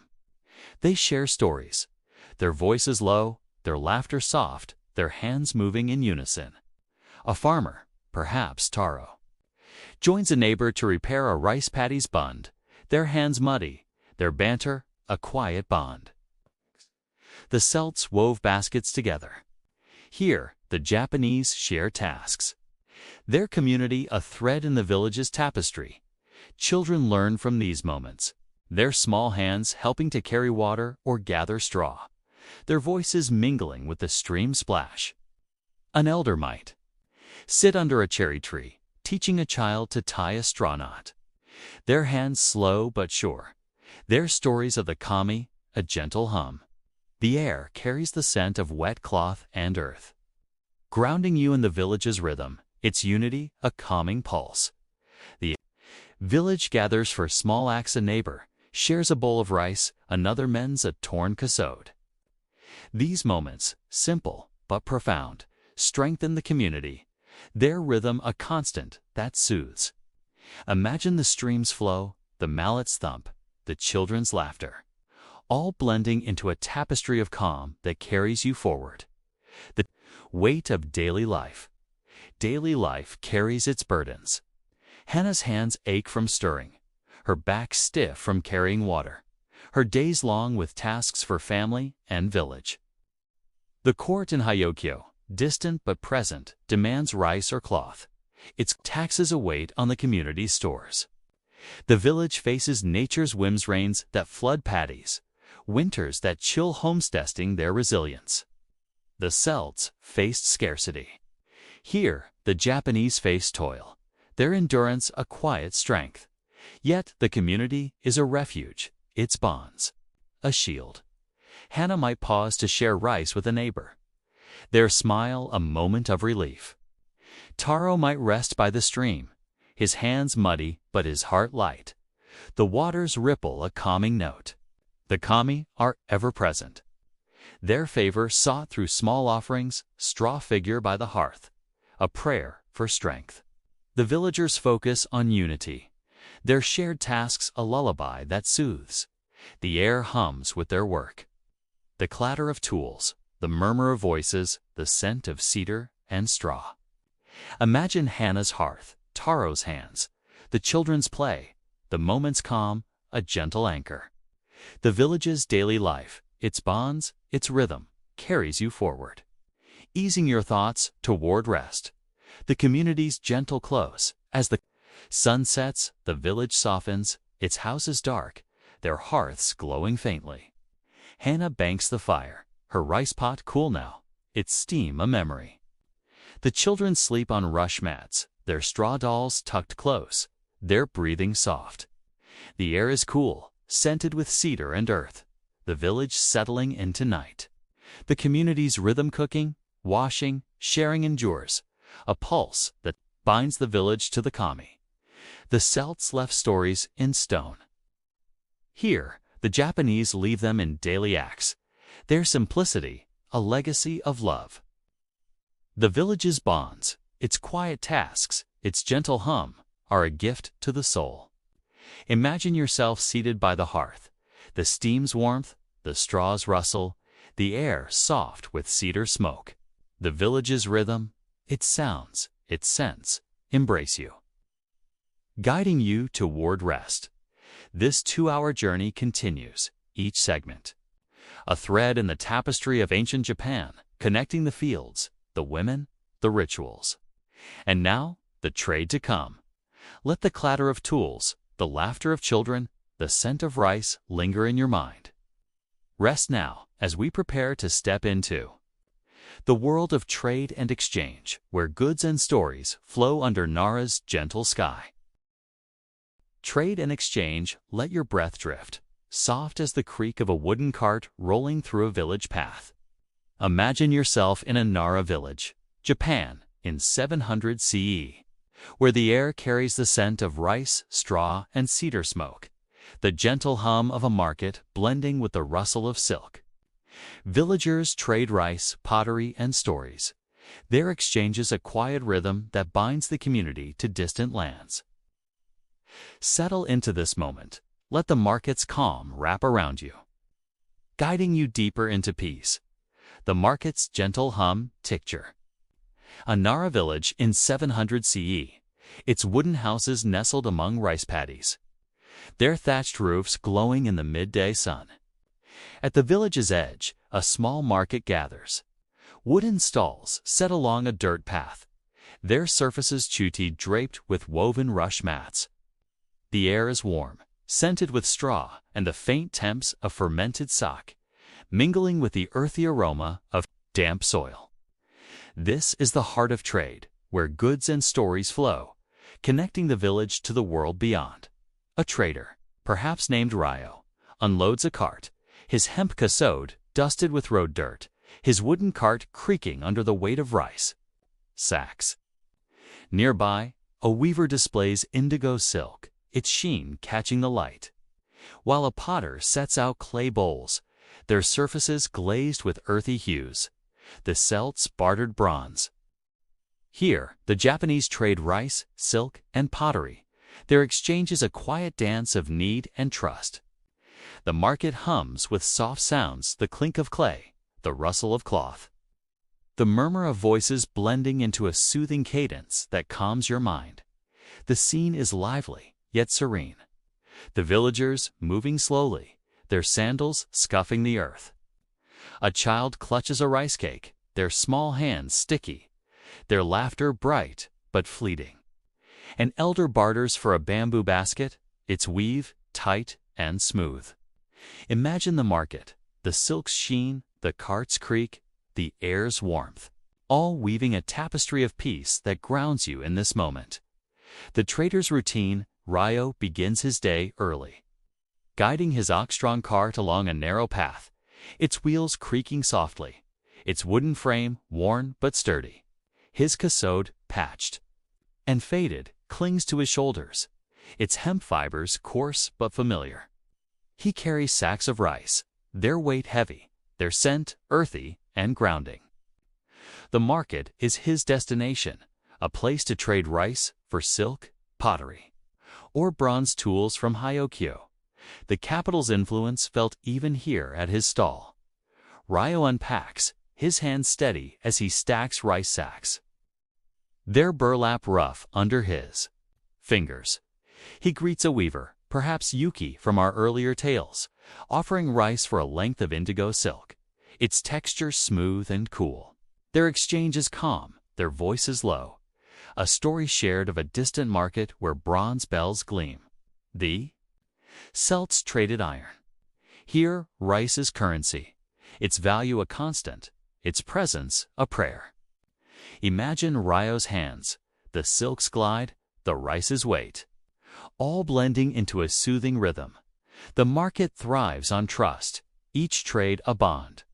A potter offers a bowl for rice, its glaze shimmering, its curve perfect for sake.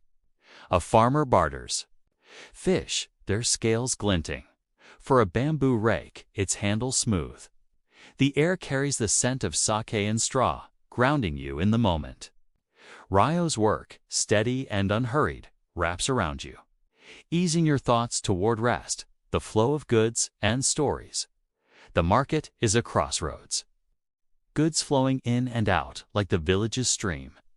Rice, the village's lifeblood, is traded. For silk from distant looms, its threads dyed with madder or indigo. Pottery, shaped by artisans like Kinji, travels to Hyokyo, holding offerings for the court's shrines. Bamboo tools baskets, ladles, rakes are bartered for fish or cloth. Their lightness, a gift of the land. The Celts shared tales of war. Here, the Japanese share stories of harvests, their voices soft, their words a lullaby. A traveler from the capital might bring a bronze mirror, its surface polished, its weight heavy in a villager's hands. In exchange, they receive rice or silk, their stories of Hyokyo's palaces blending with the market's hum. A child listens, wide-eyed, as a trader speaks of a temple's bell, its chime deep and far-reaching. The air hums with these tales, the scent of cedar smoke lingering, grounding you in the moment. The market's rhythm is slow, deliberate, each trade a moment of connection. A weaver might share a laugh with Ryo, their hands brushing as they exchange. Goods, their bond, a quiet strength. The villagers focus on balance, their trades fair, their stories shared freely. Imagine the rice's scent, the silk's sheen, the market's hum, all weaving a soothing cadence that calms. The weight of trade carries burdens. Ryo's journey is long, his cart heavy, his body weary from dusty paths. The court's demands.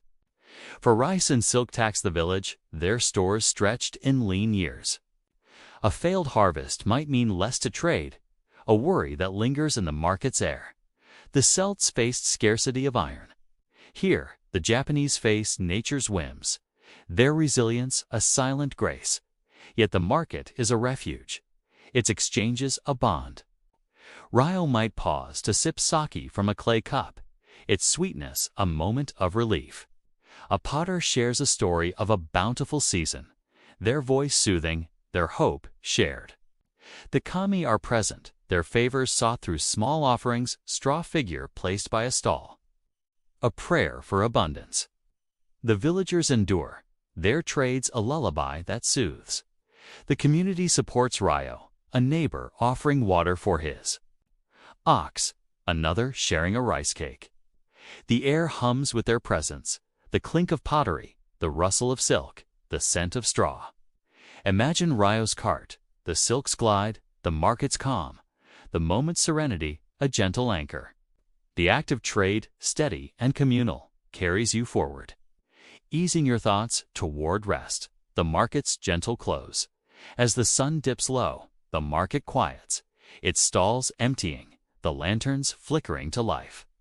Ryo packs his cart, his rice sacks lighter now, his kasode damp with sweat. The silk and pottery are stowed, their textures cool and smooth, their value a promise kept. The air is cooler, scented with straw and cedar. The village settling into dusk. The market's legacy is its connections, its goods and stories weaving the village to Nara's heart. The Celts bartered by firelight.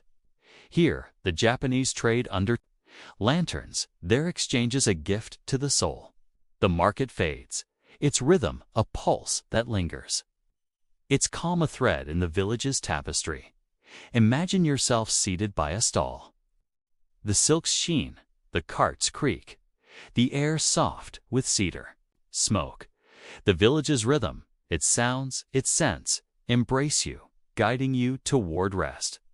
This 2-hour journey continues, each segment a thread in the tapestry of ancient Japan, connecting the fields, the rituals, and now the learning to come. Let the rustle of silk, the clink of pottery, the scent of rice straw linger in your mind.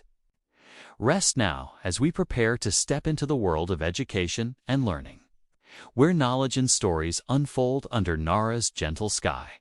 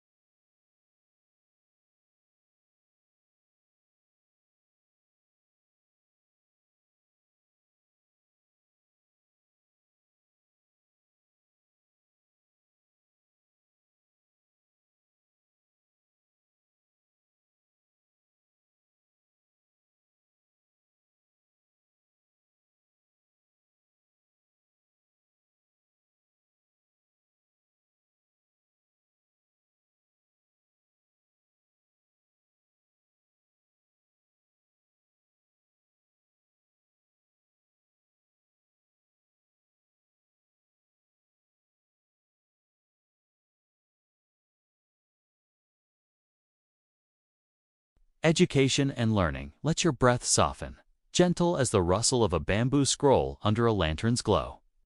Imagine yourself in a Nara village, Japan, in 700 CE, where the air carries the scent of cedar smoke and fresh ink, the soft murmur of an elder's story blending with the clink of a weaver's shuttle. Villagers pass knowledge through tales, crafts, and shrine teachings. Their lessons a quiet rhythm that binds the community. Settle into this moment. Let the village's calm wrap around you, guiding you deeper into peace. The village's learning. Heart.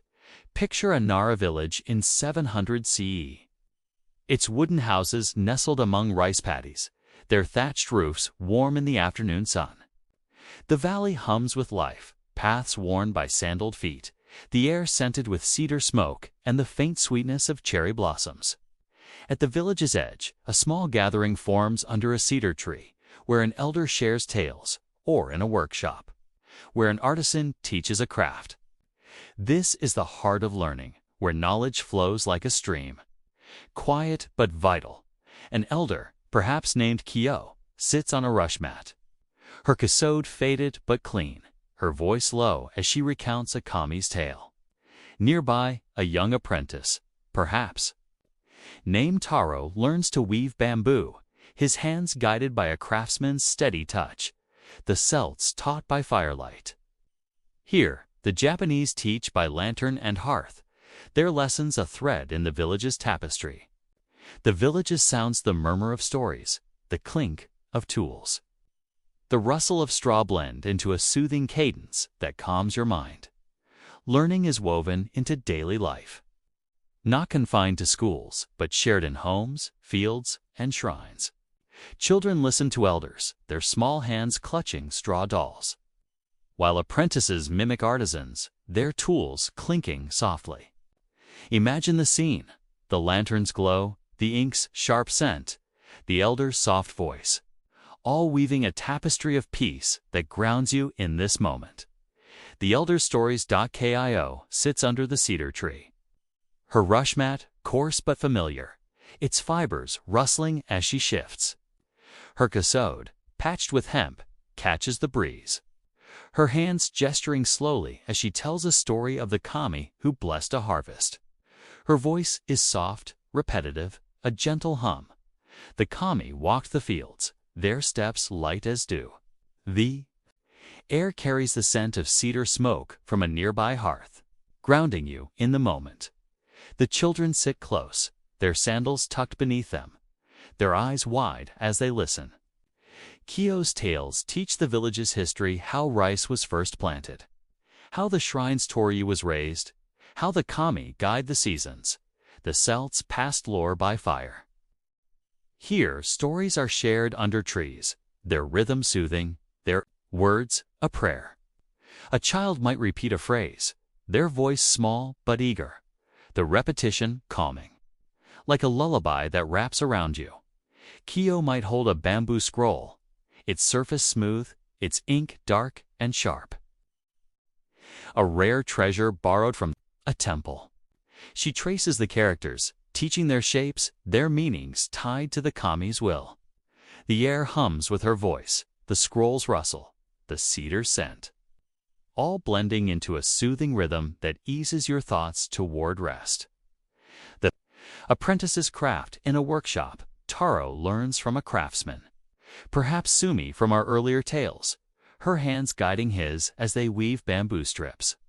Her cassode, dyed indigo, is tied back, her workbench scattered with pale bamboo, its texture light and springy. The strips clink softly, a tap-tap that echoes the village's heartbeat, a rhythm as steady as the paddy's water. Taro's hands, young but eager, mimic hers. Learning the weave of a basket or the curve of a rake, the craft is a lesson each.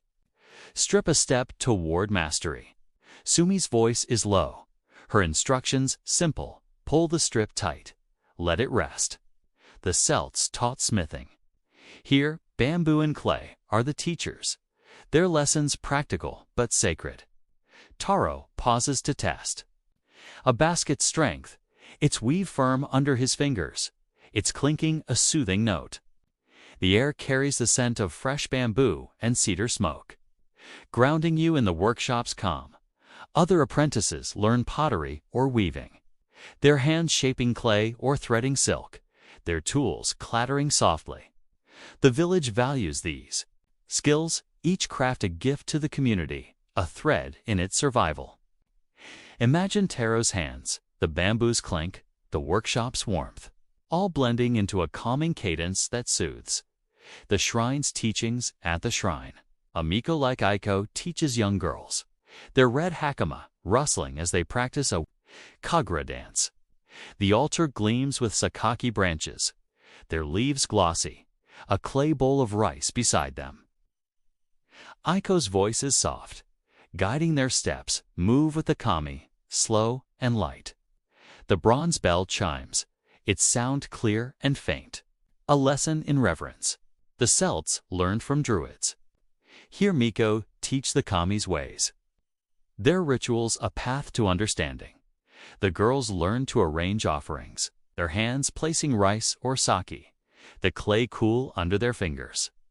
The air carries the scent of cedar incense, its smoke curling. Upward, a thread to the divine. The teachings are gentle, the shrine's stillness a teacher, its rhythm soothing, like a whispered prayer.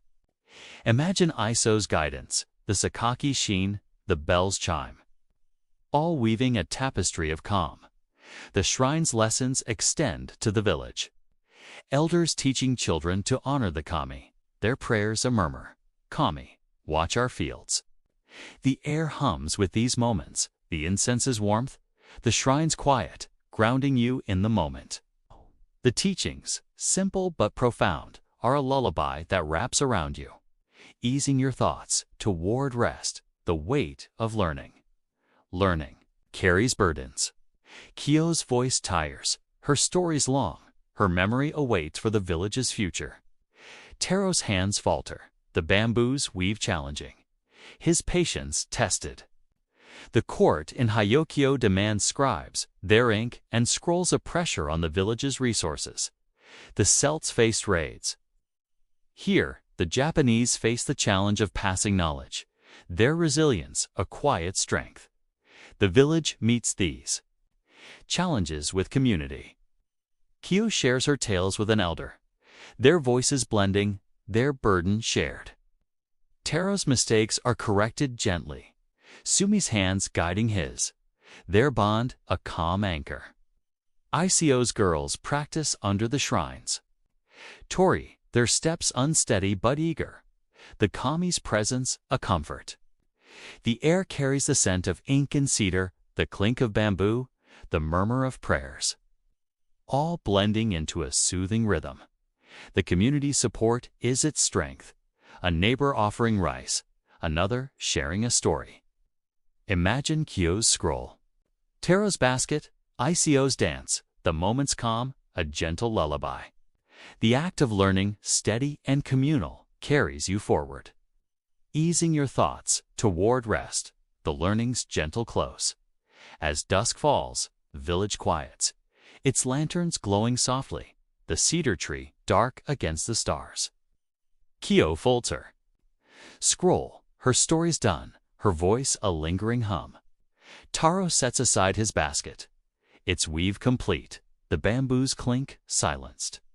Ico's girls bow at the shrine, their hakama rustling, the altar serene. The air is cool, scented with cedar and straw. The village settling into night. Learning is the village's soul, its stories, crafts, and rituals, a legacy that endures. The Celts taught by stone. Here, the Japanese teach by heart, their lessons, a gift to the soul. The village's rhythm tales, clinks, prayers is a lullaby that wraps around you, guiding you toward rest. Imagine yourself seated under the cedar. The scrolls rustle, the bamboos clink, the air soft with incense. The village's rhythm, its sounds, its scents, embrace you, carrying you toward sleep. This 2-hour journey continues, each segment a thread in the tapestry of ancient Japan, connecting the fields, the rituals, and now the environment to come. Let the murmur of stories, the clink of bamboo, the scent of ink, linger in your mind. Rest now as we prepare to step into the world of nature and the environment, where the kami dwelled under Nara's gentle sky.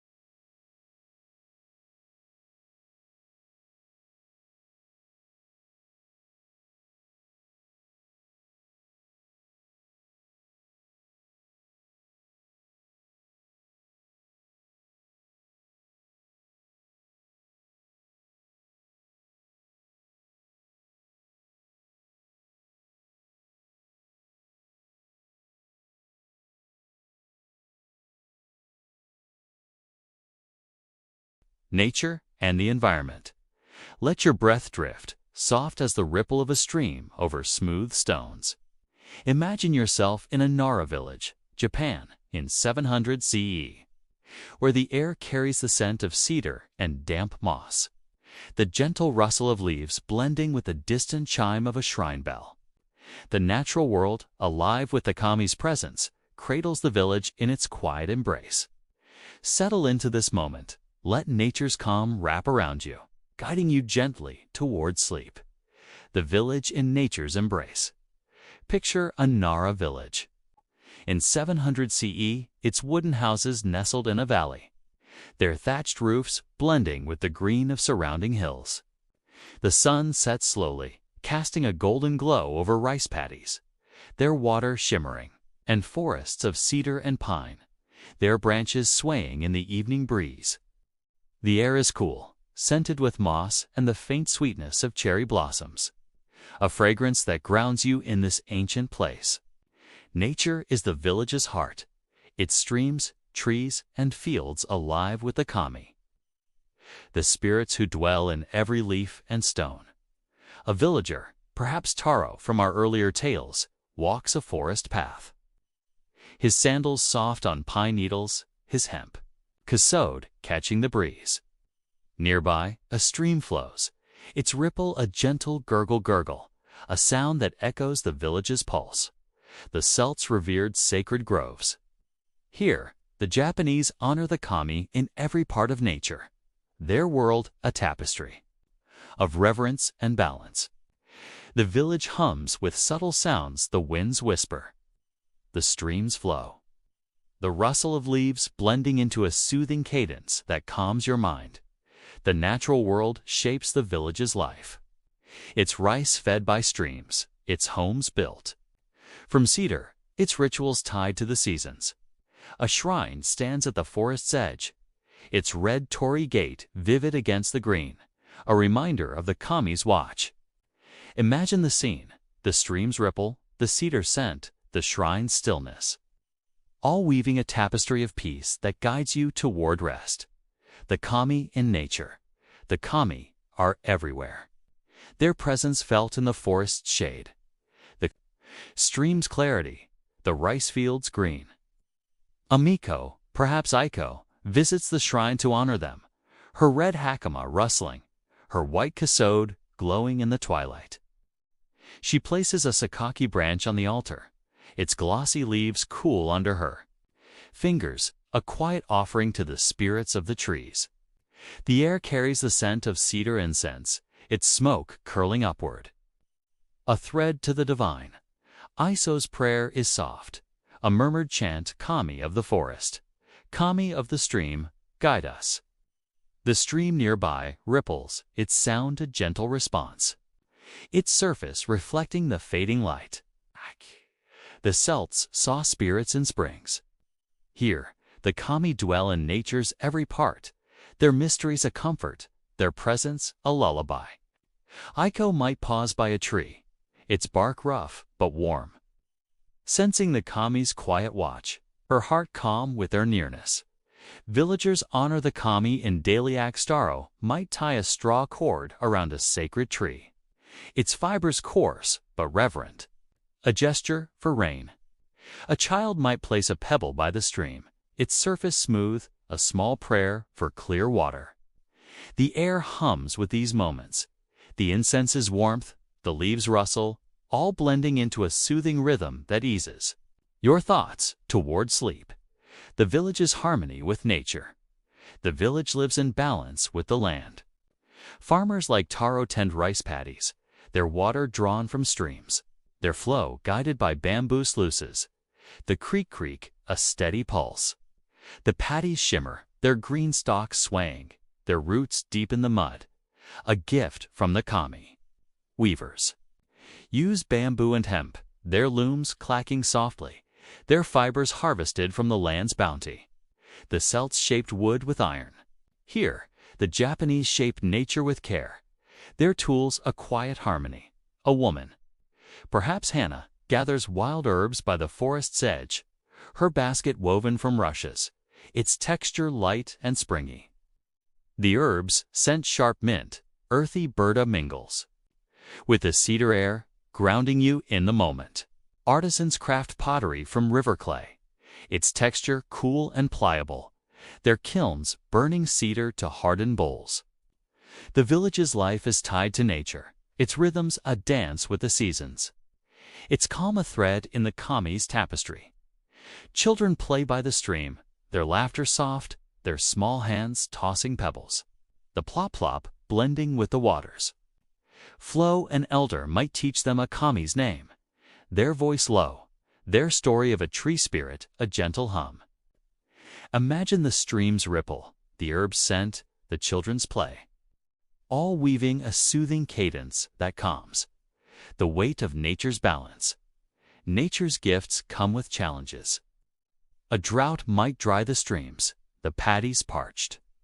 The kami's favor, uncertain.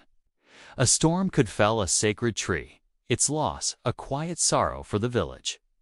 The court in Hyokyo demands rice and silk, taxing the land's bounty, a weight on the villagers' shoulders. The Celts faced famine. Here, the Japanese face nature's whims, their resilience a silent strength. Yet the village endures, its harmony a refuge. Taro might repair a sluice, his hands muddy, the bamboos creak a moment of hope. Aiko offers rice at the shrine, her prayer a whisper for rain, her heart steady. Hannah shares herbs with a neighbor, their bond a calm anchor. The kami are present, their favors sought through straw figures or murmured chants, their mysteries a comfort. The air carries the scent of moss and cedar, the streams ripple, the leaves rustle. All blending into a lullaby that soothes. The community's care for the land planting rice, tending trees. Honoring streams is a prayer, their balance, a gift. Imagine Taro's hands, Iso's sakaki, Hannah's herbs, the moment's serenity, a gentle anchor. The village's harmony, its rhythm with nature, carries you forward, easing your thoughts toward sleep. Nature's gentle, close dot as night deepens the village quiets, its lanterns fading, the forest dark under a starry sky. The stream ripples softly, its sound a whisper, the paddy still under the moon. Aiko folds her cloth, Taro rests by the path, Hannah tucks her herbs away. Their work done, their bond with nature, a quiet dream. The air is cool, scented with cedar and moss, the village cradled in the kami's embrace. Nature is the village's soul. Its streams, forests, and fields a legacy that endures. The Celts left stones. Here, the Japanese leave reverence, their harmony with the kami, a gift to the ages. The village fades into night, its rhythm a pulse that lingers. Its calm a lullaby that wraps around you. Imagine yourself seated by the stream.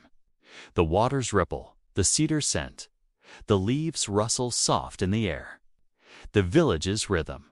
Its sounds, its scents, embrace you, guiding you toward rest. This 2-hour journey ends, its tapestry of ancient Japan fields. Rituals, crafts, and nature complete.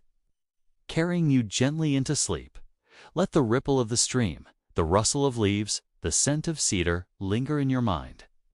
Rest now as the village fades, its calm guiding you into the gentle embrace of sleep.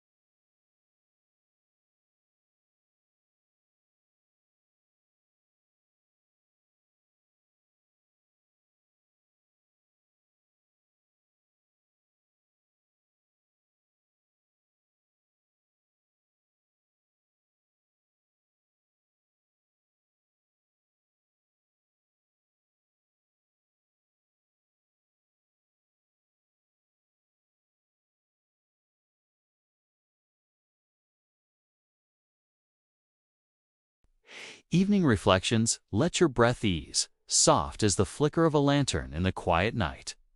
Imagine yourself in a Nara village, Japan, in 700 CE, where the air carries the cool scent of cedar and dew. The gentle rustle of leaves blending with the faint chime of a distant shrine bell. Villagers pause in the evening stillness, their reflections a quiet rhythm that cradles the heart. Settle into this moment. Let the night's calm wrap around you, guiding you gently into sleep. The village at dusk. Picture a Nara village in 700 CE, its wooden houses dark under a starlit sky, their thatched roofs softened by the night's embrace. The valley rests, rice paddies silent, their water reflecting the moon's pale glow. The air is cool, scented with cedar smoke and the faint dampness of dew on grass, a fragrance that grounds you in this ancient place. Evening is a time of pause, where the village slows, its people reflecting on the day, their thoughts drifting like leaves on a stream. A villager, perhaps Hannah from our earlier tales, sits on a rush mat outside her home, her hemp cassode folded neatly, a clay lamp casting a warm flicker. Nearby, a farmer, perhaps Taro, leans against a wooden post, his eyes tracing the stars. The Celts gazed at firelight. Here, the Japanese rest under lanterns, their evenings a tapestry of quiet and contemplation. The village hums with subtle sounds, the creak of a house settling, the rustle of leaves, the distant trickle of a stream blending into a soothing cadence that calms your mind. The shrine at the village's edge glows faintly, its red torii gate a shadow against the night, its altar serene with sakaki and rice. The kami, ever present, watch over these quiet moments, their presence a gentle mystery. Imagine the scene, the lantern's flicker, the cedar scent, the night's stillness, all weaving a tapestry of peace that guides you toward rest. Reflections. By the hearth, Hannah sits by her hearth, its embers glowing softly, their crackle a faint whisper in the dark. Her cassode, patched but warm, brushes her arms as she stirs the ashes, their scent earthy and familiar. She reflects on the day cooking rice, tending children, sharing laughter by the stream, her thoughts slow like the steam that rose from her pot. The Celts shared stories by fire. Here, Hannah's hearth is her sanctuary, its warmth a space for quiet dreams. The clay lamp flickers, its oil scent sharp but soothing, casting shadows on the wattleland daub walls. Hannah might think of the kami, their guidance felt in the harvest's yield, or of her children, their laughter a thread in the village's heart. The air carries the scent of straw from the mat, cool and coarse under her fingers, grounding you. In the moment, reflections are gentle, not heavy, their rhythm a lullaby that wraps around you. Outside, the village is still, the night air cool, the stars bright above the paddies. Hannah's thoughts drift to the seasons, the rice planted, the festivals danced, each moment a gift from the land. Imagine the hearth's glow, the straws rustle, the silences calm, all blending into a soothing cadence that eases your thoughts. Toward sleep, the farmer's quiet pause. Taro rests by the paddy's edge, his sandals off, his feet touching the cool earth. His cassode, damp from the day's work, clings to his shoulders, its hemp fibers worn but soft. The paddy's water ripples faintly, its gurgle a gentle pulse, reflecting the moon's light. Taro reflects on his fields, the rice stalks growing, the kami's favor sought through offerings, the Celts pondered by rivers. Here, Taro's paddy is his place of thought, its calm a mirror for his heart. The air carries the scent of wet soil and cedar, a grounding aroma that soothes. Taro might think of the market, the silk traded, or the shrine's bell, its chime a distant memory. His thoughts are simple gratitude for the harvest, hope for rain, trust in the village's bonds. The night hums with subtle sounds. The winds whisper, the frogs croak. The leaves rustle, all blending into a rhythm that calms. A lantern glows nearby, its light flickering on the path, casting Taro's shadow long and soft. His reflections, like the water's ripple, are unhurried. They're quiet, a prayer to the kami. Imagine Taro's hands, the paddy's stillness, the lantern's glow, all weaving a tapestry of peace that guides you toward rest. The weight of evening. Thoughts. Evening reflections carry a quiet weight. Hannah's mind might linger on the day's toil, her hands tired from cooking, her heart heavy with the court's distant demands for rice. Taro feels the ache of his fields, the uncertainty of rain, the pressure of taxes on the village's stores. The kami's will, ever a mystery, adds a gentle enigma to their thoughts. Will the harvest thrive? Will the seasons be kind? The Celts faced winter's chill. Here, the Japanese face nature's cycles, their resilience a silent strength.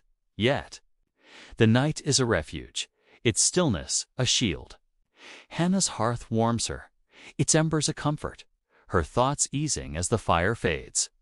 Taro's paddy soothes him, its water a constant, his heart lightened by the village's unity. The kami are present, their favors sought through small gestures. Straw cord tied by Hannah, a pebble placed by Tara, simple acts that calm. The air carries the scent of dew and cedar, the night's silence, the leaves rustle, all blending into a lullaby that soothes. The community's bonds hold strong. Neighbor's voice calling softly, a shared cup of sake by a lantern. Imagine Hannah's hearth, Taro's paddy, the night's calm, the moment's serenity, a gentle anchor. The village's reflections, quiet and steady, carry you forward, easing your thoughts toward sleep. The evening's gentle close, as midnight nears, the village rests, its lanterns dim, the stars bright above the hills. Hannah banks her hearth, the embers cool, the straw mats soft under her hands.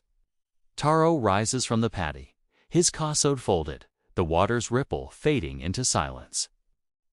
The shrine stands quiet, its torii a shadow, its kami watching over the night.